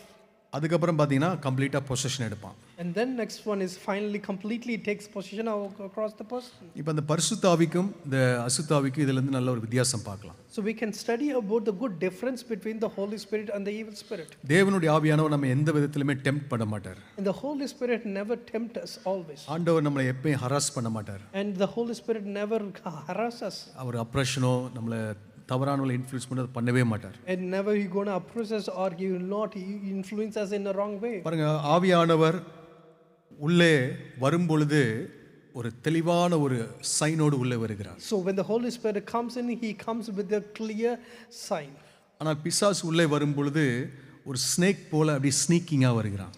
But when the Satan comes in, he comes like a snake, just sneaks in and slowly comes in. First நம்ம செய்கிற ஒரு விஷயம் நமக்கு பெருசாக தெரியாது. ஆனால் அந்த ஒரு ஸ்னேக்குக்கு நீங்கள் லைட்டாக அந்த டோரை அப்படி ஓப்பன் பண்ணிட்டீங்கன்னு அர்த்தம். அப்படி ஸ்னேக் உள்ளே போகும்போது சின்ன டோரில் வழியாக சர்றன்னு உள்ளே போகிறப்போ அப்படி தான் வருவான். So you can see very sneaky way, if you open a door for a snake, very sneaky way it gets into that through the door. ஒரு சின்ன ஹோல் கொடுத்தா, ஒரு சின்ன ஒரு இன்ச் இடம் கொடுத்தா அப்படியே உள்ளே வருவான். If you give a small space or small hole or inch space, it start to get into that slowly. இதில் ஒரு விஷயம் நமக்கு என்ன தெரியணும் அப்படின்னா, நமக்கு ஒரு விழுந்து போன ஒரு நேச்சர் நமக்கு இருக்குது. So we have a nature of fallen nature within us. அப்போ இந்த யாக்கோபு 1வது அதிகாரத்தில் அந்த வசனம் இருக்குது பாருங்க. In the book of James verse 14 you can see that. பாருங்க, அவனவன் தன் சுய இச்சையினால் இழுக்கப்பட்டு சிக்குண்டு சோதிக்கப்படுகிறான். But each one is tempted when he is dragged away, enticed and baited and by his own desire. பின்பு இச்சையானது கற்பந்தரித்து பாவத்தை பிறப்பிக்கும், பாவம் பூர்ணமாகும் போது மரணத்தை பிறப்பிக்கும். Then when the illicit desire has conceived, it gives birth to sin, and when the sin has run its course, it gives birth to death. பாருங்க, இந்த பொசஷன்ங்கிற அந்த ஃபைனல் ஸ்டேஜ் வர்ற வரைக்குமே நமக்கு ஒரு கண்ட்ரோல் நமக்கு இருக்குது. So this kind of possession, you can see, we until the last stage we have a control over us. பாருங்க, அதை எவ்ரி டைம் நம்முடைய ஃபாலன் நேச்சர்ல அவன் வந்து அதை ஸ்பேஸ் எடுத்து தான் உள்ள வர பார்ப்பான். So every time he is trying to use that fallen nature and try to get the space within us. நம்முடைய மூதாதையர்கள், நம்முடைய குடும்பத்தில் வர்ற அந்த டிஎன்ஏ சில விஷயத்துல வீக்கா இருக்கும். Sometimes the forefathers, their DNAs, when they come like a heredity, there will be some weakness within us. சில குடும்பத்தில் அந்த ஒரு இச்சை அப்படி வந்துகிட்டே இருக்கும். அது அந்த நம்ம டிஎன்ஏல இருக்கும் பொழுது என்ன ஆகும்னா அதை அவன் ஃபோர்ஸ் பண்ணுவான். அதுக்குரிய அந்த விஷயங்களை நம்ம கண்ணு முன்னாடி கொண்டு வந்து உள்ள அதை ஃபோர்ஸ் பண்ண பார்ப்போம். Sometimes there will be a lust that comes from our forefathers, and through that he will take an advantage and he takes that as a door and influences. சில நேச்சுரலாகவே சிலருக்கு வந்து பெருமை, சில நேரத்தில் கோபங்கள் இதெல்லாம் இருக்கும். அதன் வழியாக அவன் உள்ள வர பார்ப்பான். Sometimes by nature, some people they have this kind of anger attitude or some kind of pride. He takes those kind of அதனால things தான் as அந்த அது ஆனால் அல்டிமேட் காரணம் யாருன்னா நம்ம தான். நம்மகிட்ட இருக்கிற இந்த ஃபாலன் நேச்சர் தான். பிசாசு எல்லா நேரத்துலையும் கை காட்ட முடியாது. So the ultimate reason is we are the one, because we cannot point the devil because we have allowed it. அப்போ அந்த ஒரு ஃபைனல் ஸ்டேஜ் வரைக்குமே நம்ம தான் அதுக்கு ரெஸ்பான்சிபிள் அப்படிங்கிற அந்த ஒரு தாட் ப்ராசஸ் நமக்கு இருக்கணும். So we should understand that the thought process, we are the responsible person until we get into the last stage. நம்ம ஆண்டவருடைய சன்னிதானத்துக்கு போய் முன்பதாக நிற்கும் பொழுது ஆண்டவரே பிசாசு தான் நீ இதெல்லாம் செய்ய சொன்னா நம்ம சொல்ல முடியாது. So when we go to the God's presence and we cannot complain about Satan saying that he is the one, he made me to do it. அவன் அப்படி தான் செய்வான். அவன் வந்து உன்னை இன்ஃப்ளூயன்ஸ் பண்ண தான் செய்வான். ஆனால் நீ அந்த இடத்துல ஒரு டெசிஷன் மேக்கிங் எடுக்க வேண்டியிருக்கு. So he going to influence us, he going to harass us, but we are the one makes a decision and move away from that. அதனால தான் நம்ம அவனை பார்த்து நம்ம பண்ண வேண்டிய அந்த ஒரு ஆட்டிடியூட் என்னன்னா, அவனை துரத்தணும், அவன் மேலே பல்ல கட்டித்து அவனை துரத்தணும். So we need to, the attitude we need to carry against him is we need to chase him out. We need to show the anger and we need to gnash our teeth and chase him out. ஒரு ஓனானோ ஒரு பெரிய ஒரு ஊறுகிற ஒரு பூச்சி உங்கள் வீட்டுக்குள்ளே வந்து என்ன பண்ணுவீங்க? So imagine there was some kind of insects that comes or some kind of things that comes like mammals come. ஒரு தவளை உங்கள் வீட்டுக்குள்ளே வந்து என்ன பண்ணுவீங்க? Imagine you got a frog inside your home. What you'll do? என்ன பண்ணுவோம்? துரத்துவோம் அதை இல்லையா? We chase it out, isn't it? அது ஒரு இரிட்டேஷனோட, அது ஒரு கோபத்தோட, அதை என்ன சொல்கிறது, சகித்து கொள்ளாமல் துரத்தணும். அதுதான் அந்த பிசாசுக்கு நம்ம காட்ட வேண்டிய ஒரு attitude. So with anger, where we cannot tolerate such kind of attitude you have, isn't it, when you chase it out? That kind of attitude we need to show against the devil. அதனால தான் எபேசியர் 4:27 சொல்லுங்க, அவனுக்கு இடம் கொடாமல் இருங்கள். That's the reason in Ephesians chapter 4 verse 27 it says, do not give an opportunity, a space for him. அவன் ஆங்கிலத்தில் அழகாக எழுதிருக்கு பாருங்க, an opportunity. So in English version it says opportunity. அவன் ஆப்பர்ச்சுனிட்டி பார்த்துட்டே இருப்பான். ஓகே, இவன்கிட்ட அந்த வீக்னஸ் இருக்குது, ஆனால் எனக்கு இடம் பிடி கொடுக்க மாட்டேங்கிறான், எப்படா ஆப்பர்ச்சுனிட்டின்னு பார்த்துட்டே இருப்பான். He will be waiting for the opportunity. He has this, he knows that he has this person has the weakness and he will be waiting for the opportunity. பாருங்க, டு ஹோல்டிங் எ கிரட்ஜ், இல்லாட்டி ஒரு anchor, ஒரு கோபத்தை அப்படி வளர்த்து கொண்டு இருப்பது, ஒருத்தவங்க மேலே நமக்கு இருக்கிற வருத்தத்தை அப்படி வளர்த்து கொண்டே இருப்பது, இது எல்லாமே அவனுக்கு வந்து நல்லா இந்த ஒரு தேங்கின தண்ணியில் ஈ வந்து முட்டையிடுறது போல ஒரு இடம் அது.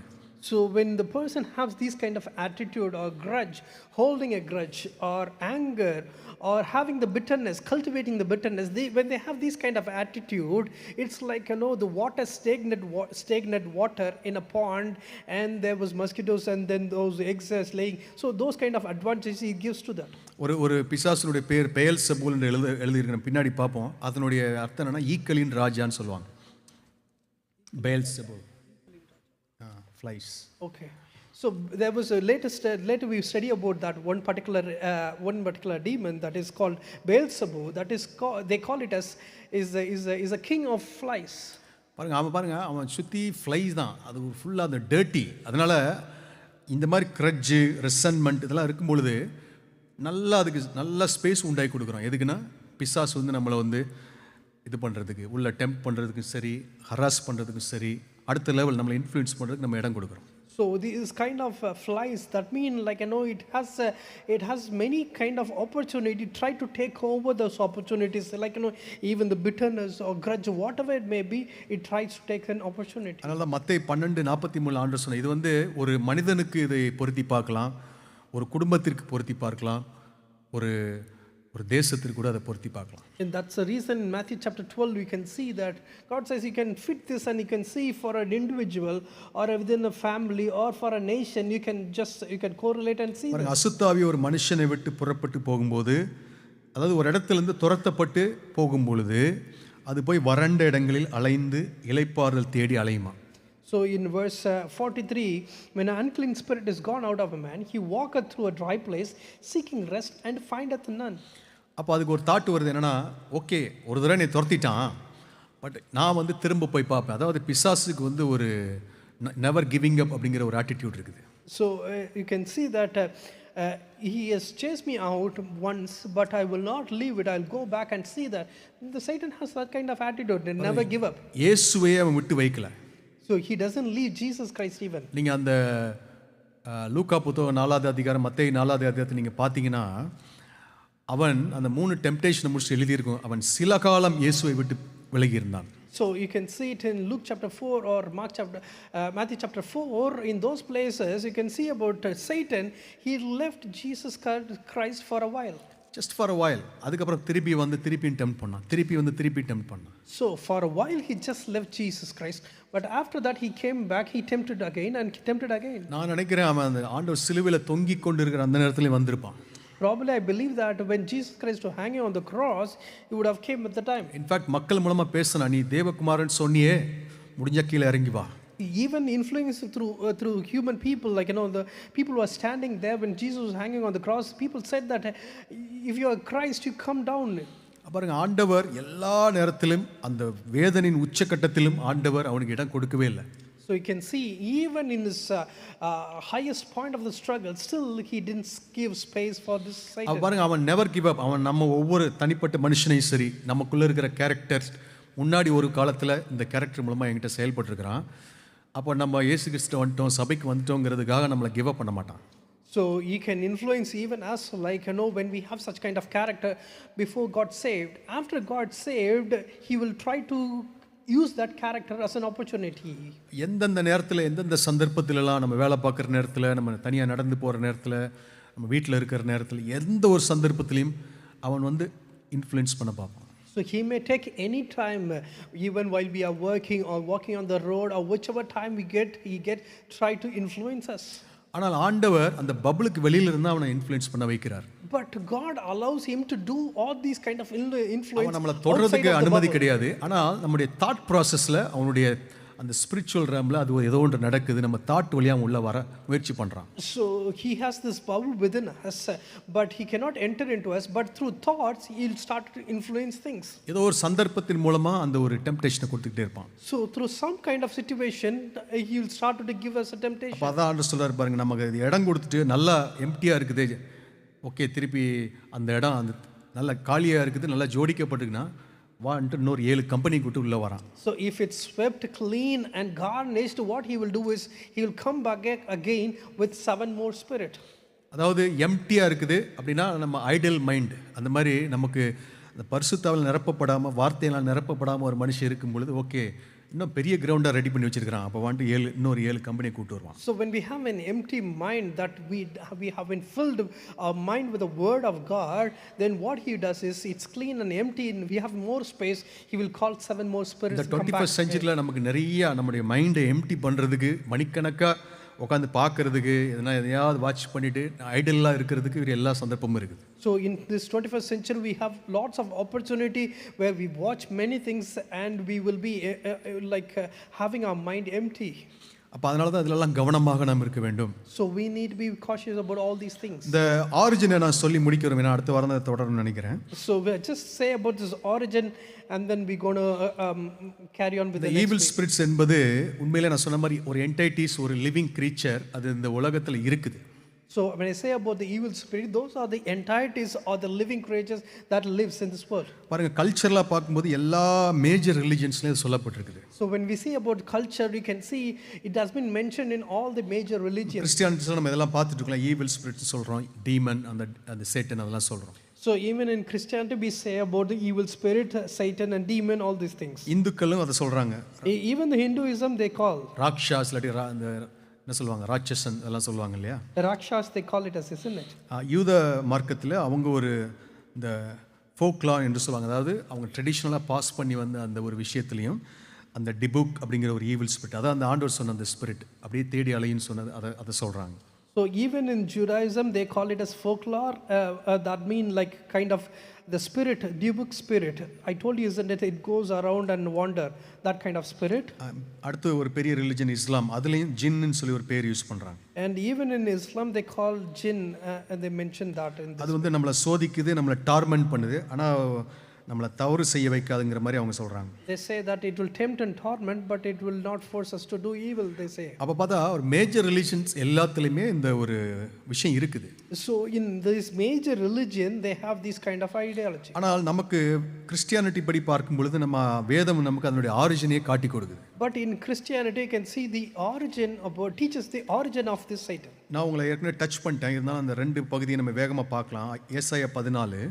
So I have touched this point, so just want to take you to Isaiah chapter 14. பாருங்க, 12லேருந்து 15 வரைக்கும் வாசிக்கலாம். So let's read from 12 to 15.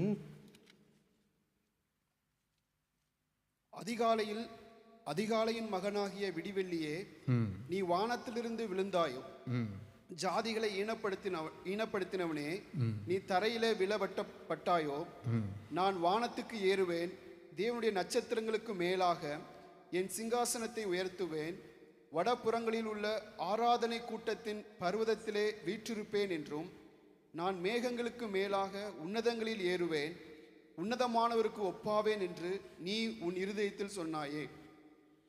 பாருங்க, இந்த வசனங்கள்ல அழகா எழுதியிருக்குது. இந்த பிசாசானவன் அந்த ஆரிஜின், அந்த அவனுக்குள்ள எப்படி அந்த சின் வந்தது என்று அது ஒரு பெரிய கேள்விக்குறி தான், ஆண்டவருக்கு தான் தெரியும். திடீர்னு பெருமை அவனுக்குள்ள வந்துருச்சு. So this is the origin. The Bible shows that how this Satan got such kind of things. Immediately he got such kind of pride, such kind of thought within him. நான் வானத்திற்கு மேலே ஏறுவேன், அவருடைய சிங்காசனத்திற்கு மேலே என்னை உயர்த்துவேன்னு சொல்றான். He says that I will go ascend to heavens and I will put my throne above that. பாருங்க, எசேக்கியேல் 28 ஒரு பகுதியை வாசித்தரலாம். Let's read the one other passage from the book of Ezekiel. மனுபுத்திரனே, நீ தீரு ராஜாவை குறித்து புலம்பி அவனை நோக்கி, கர்த்தராகிய ஆண்டவர் உரைக்கிறது என்னவென்றால், நீ விசித்திரமாய் செய்யப்பட்ட முத்திரை மோதிரம், நீ ஞானத்தால் நிறைந்தவன், பூரண அழகுள்ளவன், நீ தேவனுடைய தோட்டமாகிய ஏதேனில் இருந்தவன், பத்மராகம், புஷ்பராகம், வைரம், படிப்புக்க பச்சை, மேகமேதகம், யுஸ்பி, இந்திரநீலம், மரகதம், மாணிக்க முதலான சகலவித ரத்தினங்களும் பொன்னும் உன்னை மூடிக்கொண்டிருக்கிறது. நீ சிருஷ்டிக்கப்பட்ட நாளில் உன் மேல வாத்தியங்களும் உன் நாகசுரங்களும் உன்னிடத்தில் ஆயத்தப்பட்டிருந்தது. நீ காப்பாற்றுகிறதற்காக அபிஷேகம் பண்ணப்பட்ட கேருப், தேவனுடைய பரிசுத்த பர்வதத்தில் உன்னை வைத்தேன். அக்னிமயமான கற்களின் நடுவிலே உலாவினாய். நீ சிருஷ்டிக்கப்பட்ட நாள் துவங்கி உன்னில் அநியாயம் கண்டுபிடிக்கப்பட்டது மட்டும் உன் வழிகளில் குறையற்றிருந்தாய். உன் வியாபாரத்தின் மிகுதினால் உன் கொடுமை அதிகரித்து நீ பாவம் செய்து, ஆகையால் நான் உன்னை தேவனுடைய பர்வத்திலிருந்து ஆகாதவன் என்று தள்ளி காப்பாற்றுகிற கேருபாய் இருந்த உன்னை அக்னிமயமான கற்களின் நடுவே இராதபடிக்கு அழித்து போடுவேன். உன் அழகினால் உன் இருதயம் மேட்டிமையாயிற்று, உன் மினுக்கினால் உன் ஞானத்தை கெடுத்தாய். உன்னை தரையிலே தள்ளி போடுவேன், ராஜாக்கள் உன்னை பார்க்கும்படி உன்னை அவர்களுக்கு முன்பாக வேடிக்கையாக்குவேன். உன் அக்கிரமங்களின் ஏராளத்தினாலும் உன் வியாபாரத்தின் அனிதத்தினாலும் உன் பரிசுத்த ஸ்தலங்களை பரிசுத்த குலைச்சலாக்கினாய். ஆகையால் உன்னை பட்சபதையாகிய ஒரு அக்கினியை நான் உன் நடுவிலிருந்து புறப்பட பண்ணி உன்னை பார்க்க எல்லாருடைய கண்களுக்கு முன்பாக உன்னை பூமியின் மேல் சாம்பலாக்குவேன். ஜனங்களில் உன்னை அறிந்த அனைவரும் உன்னிமித்தம் திகைப்பார்கள். மகாபயங்கரமாய் இனி ஒருபோதும் இருக்க மாட்டாய் என்று உரைக்கிறார் என்று சொல் என்றார். பாருங்க, இந்த பகுதியில் இது தீர்க்க தரிசன புத்தகத்தில் எழுதப்பட்ட பகுதி. தேவனுடைய ஆதீனத்தில் இருந்த சில விஷயங்கள், நமக்கு புரிந்து கொள்ள முடியாத சில விஷயங்கள் எழுதப்பட்டிருக்கிறது. So this has been mentioned in the book of prophecies, and that is something in the divine plan that has been revealed to in this place. பரலோகத்தில் நடக்கிற ஒரு காட்சி, இதை நம்ம படிக்கிறது மூலம் தெரிந்து கொள்ள முயற்சி செய்யலாம், அவ்வளோதான். So that is something in the heaven, but through this when we read, we try to understand, we know these things are happening. ஆண்டவர் இந்த தேவதூதர்களை நம்ம அதை பின்னாடி படிப்போம். அந்த தேவதூதர்களை படைத்தது போலவே கேருபீன்கள் என்று சொல்லப்படக்கூடிய ஒரு பெரிய ஒரு ஹை ரேங்க் ஏஞ்சல்ஸை படைத்திருக்கிறார். So how the God created this angel, same way there was another rank of a high rank of angels, that is cherub. God created அவங்க ஆண்டுடைய அந்த மகிமையில அந்த அப்படியே அந்த ரொம்ப ஒரு அந்தரங்கமான இடத்துல இருக்கிற ஒரு பெரிய Angeles. So those are the angels who carries the glory of the Lord. They will be very secret and a secret place. அப்போ இந்த ஒரு பர்டிகுலர் ஏஞ்சலுக்கு ஒரு பெரிய ஒரு ஒரு கொடுப்பனை என்னன்னா, அந்த ஆண்டவரை பார்ப்பதற்கும் அவருடைய மகிமையை தரிசிப்பதற்கும் அந்த அக்னிக்கற்கள் என்பது அந்த ஆண்டுடைய டைரக்ட் அந்த பிரசன்ஸ் அதெல்லாம் போகிறதுக்கு அவனுக்கு அந்த ஒரு இது இருந்திருக்குது. So this angel had this such kind of privilege where God can see God's glory and face to face be in that place. Such kind of privilege this angel got. அந்த வியாபாரம் சொல்வது அவன் ஏதோ ஒரு இந்த அவனுடைய worship அதை குறிக்குது என்று சொல்லுகிறார்கள். So when it says about he's a merchant, that means it shows he does the worship. அப்போ அந்த இதெல்லாம் பார்க்கும்பொழுது அவனுக்கு என்ன தோணி இருக்குது மைண்டில், இவருக்கு ஏன் நாம் வர்ஷிப் பண்ணோம், இவருக்கு கீழே நாமே இருக்கணும், நாமளே தலையாக மாறிடலாமே. So when he was doing all these things, he had a thought that why we need to worship the Lord, why we need to be under him, why can't we become a God? அப்போ அதில் தான் இந்த எக்ஸாம்பிளை வைத்து பார்க்கும் பொழுது நம்மளும் கவனமாக இருக்கணும். அதனால ஆண்டவர் சொன்னார், உங்கள் இருதயத்தை குறித்து உங்கள் இருதயத்தை எல்லா காவலோடும் காத்துக்கொள்ளுங்கள், அதுலேருந்து தான் தீமை புறப்படுன்னு சொல்கிறார். So that's the reason God says that you need to guard your heart. From your heart all kind of evil will come out. அந்த இஷ்யூஸ் ஆஃப் லைஃப் அங்கே தான் வச்சிருக்கிறார் ஆண்டவர். That's where God kept all the issues of life.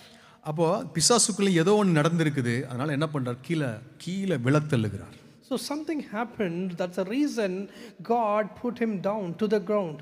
அவன் விழத்தள்ளும் பொழுது வெளிப்படுத்தல் 3 எழுதியிருக்குது பாருங்க, ஒரு பெரிய அந்த வலு சர்ப்பம் என்று அவனை குறித்து எழுதியிருக்கிறது. So in Revelation chapter 12 verse 3 it says when he was thrown away, you can see there was a great dragon. பாருங்க, அவன் விழத்தள்ள போது அவன் என்ன பண்ணான், அவனுடைய வாளினால் வானத்தின் நட்சத்திரங்களில் 1/3 இழுத்து கீழே விழுறான். So when he falls, he brings through his tail, he drags 7 part of it and then he comes down it. அதாவது the angels ஆண்டவர் கிரியேட் பண்ண பில்லியன்ஸ் ஆஃப் ஏஞ்சல்ஸில் ஒரு 1/3 அவன் எப்படியோ வஞ்சித்து அவர்களையும் கீழே தள்ளிட்டான். So he was thrown down, pushed down at that time. Somehow he deceived other angels, 1/3 of it, and then he fallen along with them. அப்போ அவன் கூட சேர்ந்து விழுந்த இந்த தேவதூதர்கள் எல்லாருமே எந்தெந்த கேட்டகரியில் இருக்கான்னு நமக்கு தெரியாது. So when the angel along with them, all the angels who 1/3 of angel fallen down, we don't know in which form they are living in. அவர்கள் பல ரேங்கில் இருக்கலாம், பல கேட்டகரியில் இருக்கலாம், அதை பற்றி நமக்கு கவலையே கிடையாது. So we don't know whether they could be in a different rank or different category, but we are not worried about those. ஆனால் ஒன்று நிச்சயம் என்னன்னா, அவங்க தேவனுடைய மகிமை இழந்துட்டாங்க, அந்த தங்களுடைய பொசிஷன்ஸை இழந்துட்டாங்க. One is very sure that they lost their glory and they lost their position. அப்போ நம்ம படித்ததெல்லாம் பின்னோக்கி பாருங்க, இப்போ அவங்களுடைய நோக்கம் எல்லாம் ஓகே, நம்ம லாஸ் பண்ணிட்டோம், இனி நம்முடைய ஒரே டார்கெட், நமக்கு ஏற்கனவே டெஸ்டினேஷன் ஃபிக்ஸ் பண்ணிட்டார் ஆண்டவர், என்னன்னா நித்திய நரகம். So he has only one notion that he knows very well that he lost it, and only one thing he knows is he has destined the everlasting hell for him, fiery hell for him. அவனுக்கு ஒரு குறிப்பிட்ட time order கொடுத்துட்டாரு. And God has given a stipulated time for him. இதுக்குள்ள நீ உனக்கு time என்ன பண்ணணுமோ பண்ணிக்கோ. So this is the time for you, whatever you want to do. ஆனால் அது ஆண்டவர் தன்னுடைய சாயலாக மக்களை உருவாக்குவதற்கும் அவனை அனுமதித்திருக்கிறார். And God also allowed such a way that he will be like this kind of form. ஏனென்றால் ஆண்டவர் ஒரு புதிதான ஒரு சந்ததி, ஒரு கிரீச்சர்ஸை உருவாக்க விரும்புகிறார். என்னன்னா, தன்னுடைய சொந்த வில்லை பயன்படுத்தி தனக்கு கீழ்ப்படுகிற ஒரு ஜனம். So he wants to create a generation that with his own will, whoever believes or obeys to him, he wants to create such kind of generation. வாலிப பிள்ளைங்க கேளுங்க, என்னன்னா, உங்களுடைய சொந்த வில்லை பயன்படுத்தி உங்களுடைய சொந்த வில்லில் நான் இயேசுக்கு கீழ்ப்படுகிறேன், நான் அவரை நேசிக்கிறேன்னு சொல்லும் பொழுது தான் ஆண்டவர் உங்களை பயன்படுத்த முடியும். So every young children listen to this. When with your own will, when you say I obey to the Lord and I follow the Lord, when you say that, that's how God can use you. நம்முடைய will அதுதான் main part இந்த இடத்துல.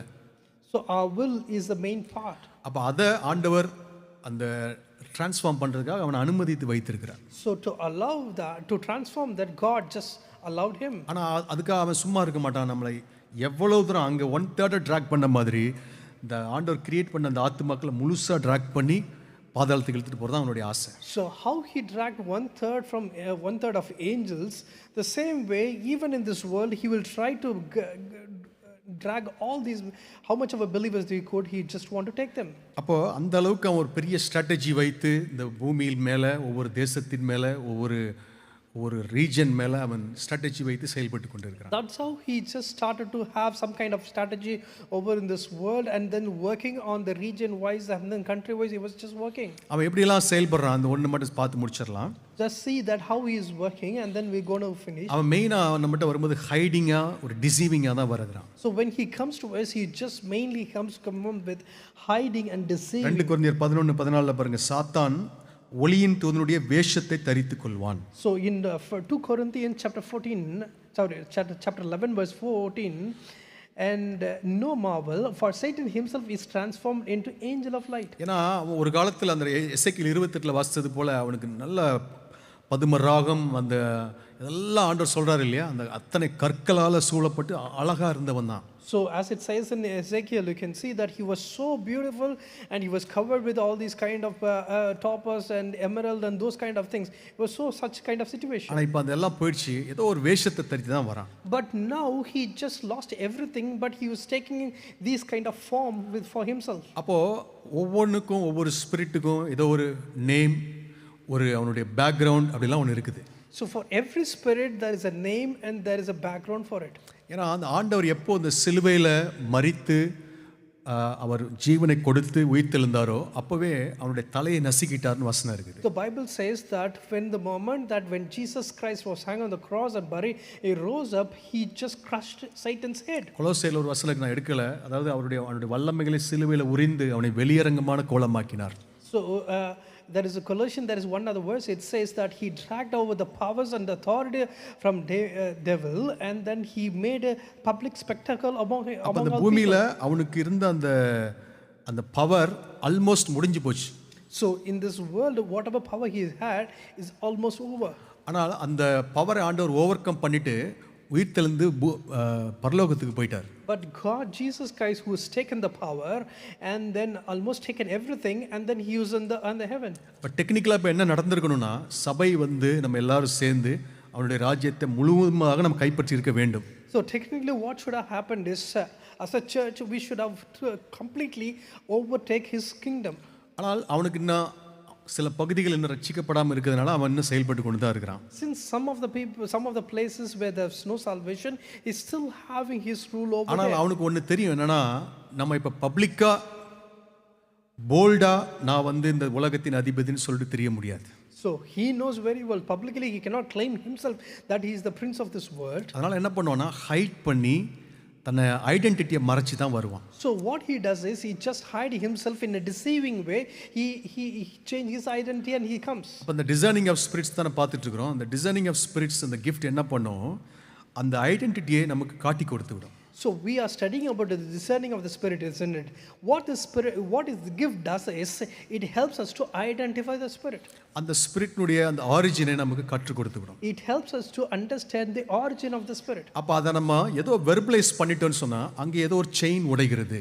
So when we command or claim that spirit or name it, then what happens is that chain started to break. பாருங்க, mark 5:9 ஆண்டவர் அந்த sister வாசித்தது போல அந்த பிசாசு பிடித்தவன்ட்ட கேட்கிறாரு. So as sister said that we can see about Mark chapter 5. அப்போ யூஸ்வலாக பார்த்தீங்கன்னா ஆண்டவர் பேர் அதெல்லாம் கேட்டுட்டு இருக்க மாட்டார், அவர் துரத்திடுவார். இன்ஃபேக்ட் பேசக்கூடாதுன்னு தான் சொல்லுவார்.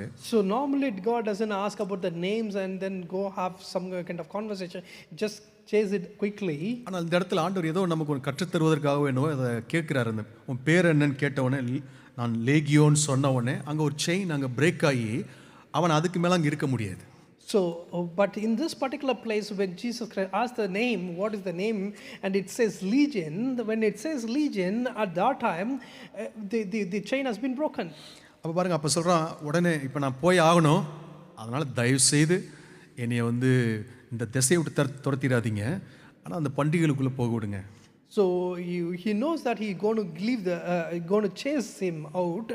So he was asking that let's not go away from this country, but send to these swans. பாருங்க, அந்த இடத்துல அந்த பிசாசுனுடைய ஜெபத்தை ஆண்டவர் கேட்டது எனக்கு ரொம்ப ஆச்சரியமா இருந்தது. So this is the question that where he was the Satan was pleading to Jesus, and this question was so amazing for me.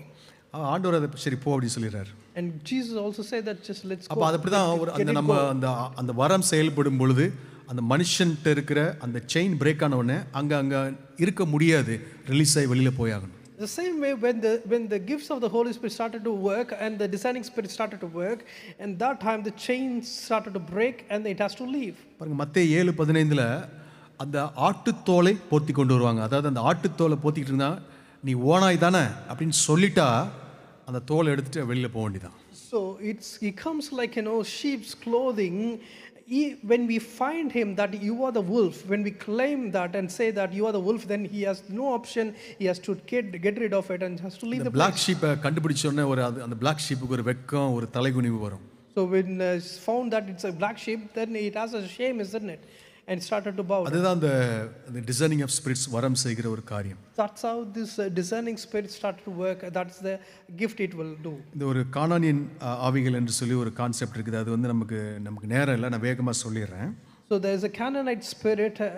We don't have enough time. Just want to say quickly. பாருங்க இந்த நோவாவின் காலத்தில் எல்லாம் அந்த evil spirit எல்லாம் இப்போ ஒரு மாதிரி மிக்ஸ் ஆகி இப்போ ஒரு பெரிய குழப்படி இந்த பூமியில் நடந்து ஆண்டவர் எல்லாத்தையும் அழித்து போடுகிறார். So in the time of Noah's period, there was a big chaos around it, and God destroyed the whole world at that time. அந்த டைமில் அந்த நோவா அந்த 8 பேர் கொண்ட குடும்பம் காப்பாற்றப்படும் பொழுது அந்த ஒரு விஷயம் நடக்குது. அந்த நோவா மது இல்லை திராட்சரசம் குடித்த ஒரு மது தெரியாமல் குடிச்சிட்டாரு.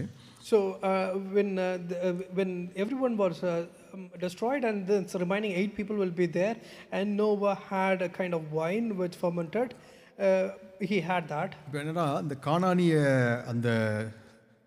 அதாவது ஃபஸ்ட்டு வந்து அந்த கானான் தேசத்தில் தான் அந்த எல்லா காரியங்களும் இருந்திருக்குது. அந்த எல்லா விக்கிரக ஆராதனை எல்லாமே அங்கே தான் மையமாக வைத்து இருந்ததுனால ஆபிரகாம் அந்த இடத்துல இந்த ஆண்டவர் எடுத்து வெளியில் கொண்டு போகிறார். So in the place of Canaan, that's where this all kind of idolatry, this kind of things were working. That's the reason God took Abraham from that place, took it to the other place. பின்பதாக நம்ம அதை பார்த்துருக்கலாம். We might have seen about that later. என்னன்னா இந்த உலகத்தை அழிச்சு முடிச்ச உடனே அந்த ஸ்பிரிட்ஸ்க்கு எங்கே வேலை செய்ய இடம் இல்லை, அதனால அப்படி பார்த்துட்டே இருக்குது. என்ன பண்ணுனா கரெக்டாக ஒரு காரியம் நடக்குது. இவர் வந்து காமை சபிக்கிறார். And when things were happening like this, now Noah cursed Ham. அவனுடைய 4வது சந்ததி தான் அந்த கானான். அவனிடத்துலேருந்து வர்ற அந்த மக்களுக்கு கானான், அவர்கள் தான் இந்த ஃபுல் பிசாசுக்கு இடம் கொடுத்துட்றாங்க. So under his Ham's lineage is the one this Canaan, and he just gives space for all kind of அவங்க தான் எல்லா விக்கிரக ஆராதனை, இந்த நரபலி அப்படி இப்படின்னு எல்லாமே செய்ததுனால டோட்டலாக அங்கே ஒரு மெயின் இடம் மாதிரி அது ஆயிடுச்சு. So he started to give space for this all kind of idolatry and then all kind of sacrifice.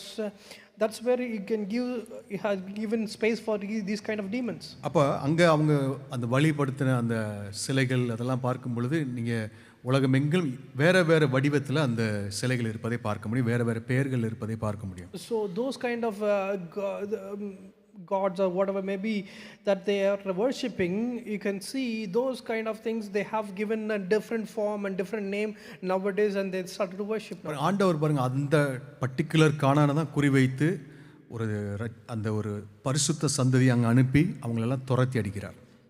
God chose that particular place as Canaan, and then he brought his holy people into that place and then chased out all these kind of அதனால அங்கே துரத்தி அங்கே ஆண்டோடைய presence வந்ததுனால, தேவாலயம் வந்ததுனால, தேவ மகிமை அந்த இடத்துல இருந்ததுனால அவங்க எல்லாம் ட்ரை பிளேசஸ் தேடி போக ஆரம்பிச்சிச்சு. சுற்றி போய் இன்னைக்கு வேர்ல்டு ஃபுல்லாக பரவி இருக்கிறது. So since God has chosen that place, you can see that those kind of spirits started to leave, and then he started to find dry places, and now it spread across all over the world. இந்தியாவில் ஒரு மீட்டிங்கில் போயிருந்தப்போ ஒரு தேவ மனிதர் இப்படி சொன்னார்.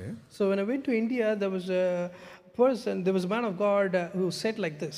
அவர் சொன்னார், இந்த கானானிய இதில் ஒரு தெய்வம் இப்படி இருக்கும், ஒரு மனித உடம்பு யானை தலையோடு இருக்கும். So how these Canaanite gods will be, they will have this human body and having the head of elephant. அதுதான் அங்கே தான் அது ஒரிஜினாக இருக்குது. ஆனால் அது ஒவ்வொரு தேசத்துலேயும் அது வேறு பேரில் இருக்குது. So it originated in that place, but nowadays it different places and a different image. Nowadays it's all over in the world. இந்திய தேசத்தில் அது ஒரு முக்கியமான ஒரு கடவுளாக கருதப்படுகிறது. In India, they call it as important god. அப்போ இதெல்லாம் வைத்து பார்க்கும் பொழுது அந்த எப்படி அந்த ஸ்பிரிட் செயல்படுதுன்னு அந்த டிசைனிங் ஆஃப் ஸ்பிரிட் மூலம் நம்ம கண்டுபிடிக்கும் பொழுது ஒரு மனுஷன்ட்டு மாத்திரம் இல்லை, ஒரு ரீஜன், ஒரு தேசத்திலிருந்து இந்த இதுகள் துரத்தப்படுகிறது. So, same way with this discerning spirit, how we identify what spirit is within the particular person. Not only that, we can identify what is working with that region as well. பாருங்க, ஒரு சாதாரண மனுஷன்ட்டு செயல்படுற ஆவியில் நம்ம துரத்துவதற்கு நான் அழைக்கப்பட்டிருக்கிறோம். ஒரு as a body of Christ நம்முடைய இந்த யூகே தேசத்தின் மேலே என்ன செயல்படுது அதையும் அறிந்து துரத்த நம்ம அழைக்கப்பட்டிருக்கிறோம். So we are called to identify in a particular person what kind of spirit is working and chase them out. And the same way, God also called us to identify what kind of spirit is working among this UK nation and then find that and then chase that out. அடுத்த வாரத்தில் இதனுடைய சில categories வேதத்திலிருந்து சில வார்த்தைகள் நம்ம பார்க்க போகிறோம். So next week we're going to see about the categories within that. அது எதுக்குன்னா ஜஸ்ட் ஃபார் நாலேஜ், அதை தெரிந்து கொண்டு நம்மளும் நம்மை காத்து கொண்டு மற்றவர்களையும் அதிலிருந்து விடுவிப்பதற்காக. So why we understand all these things? Just for knowledge, we understand this and deliver ourselves and then deliver our known persons. ஒரு டெக்னிக் மாத்திரம் நான் சொல்லிடுறேன் உங்களுக்கு. Just say this technique alone. ஏன்னா அதில் நூற்றுக்கணக்கில் சில நேரம் ஆயிரக்கணக்கில் கேட்டகரிஸ் இருக்கலாம். There could be hundreds of thousands of category nowadays. அதெல்லாம் நமக்கு தேவையே கிடையாது. It's not required at this minute. பாருங்க, இந்த மெடிக்கல் வேர்ல்டில் பார்த்தீங்கன்னா ஏகப்பட்ட பாக்டீரியா, வைரஸ் நிறைய பேர் இருக்குது. So in medical world there are lots of bacteria and virus, they have different names for it. அதெல்லாம் நமக்கு தேவையே கிடையாது. ஒருவேளை அதை டீல் பண்ணுறவங்க தெரிஞ்சுக்கிட்டா போதும். ஆனால் நமக்கு தேவையில்லை. நமக்கு தேவையானது ஒன்று தான், ப்ராட் ஸ்பெக்ட்ரம் ஆன்டிபயோட்டிக்னு ஒரு விஷயம் இருக்குது. So it's not required that we need to know, keen understand about each and every kind of things. People who are working on that, they want to know those kind of. But broad spectrum, we know that antibiotic is helping us. நமக்கு தேவையானதெல்லாம் இந்த ஒன்று தான்.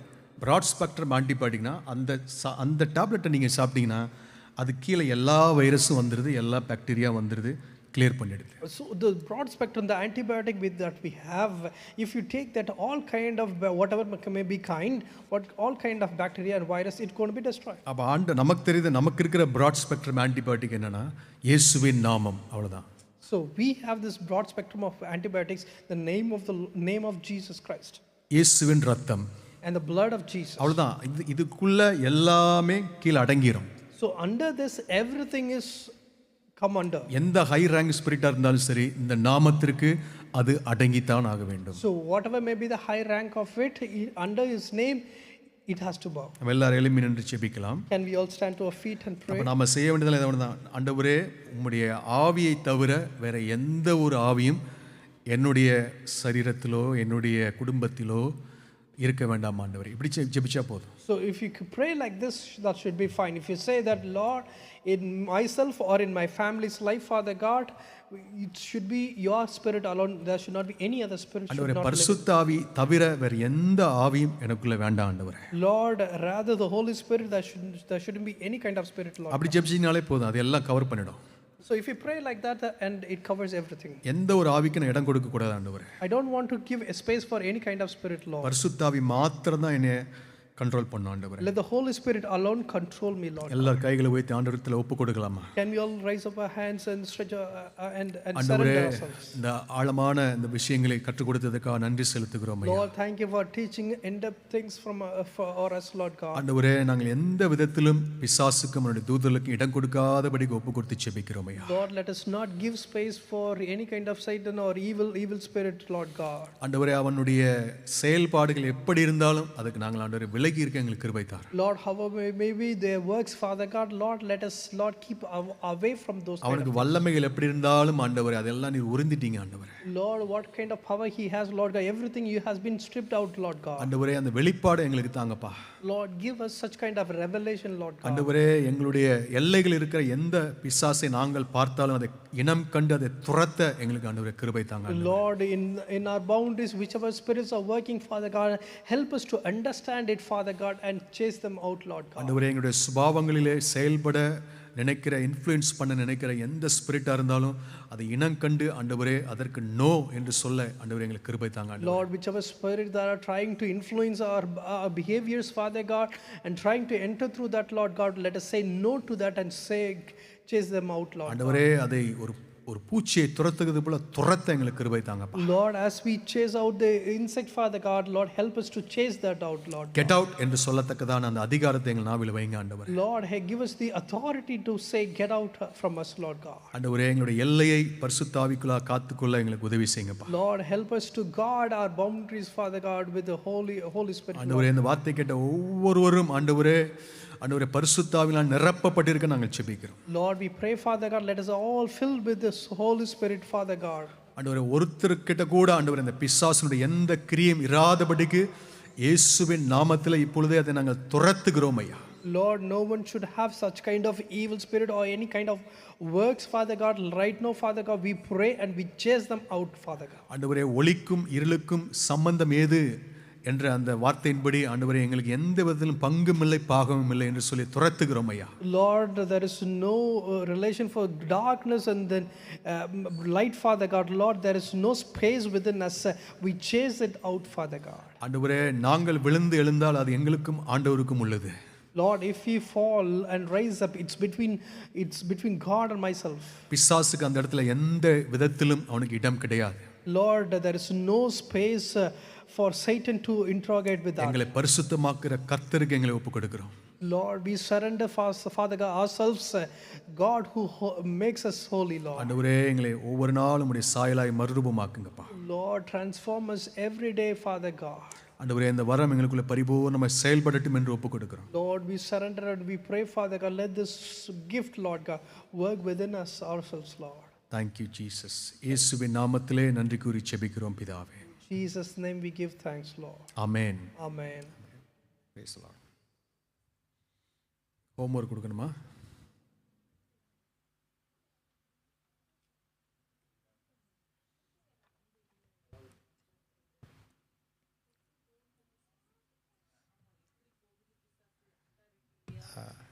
சும்மா எதில் அதில் அந்த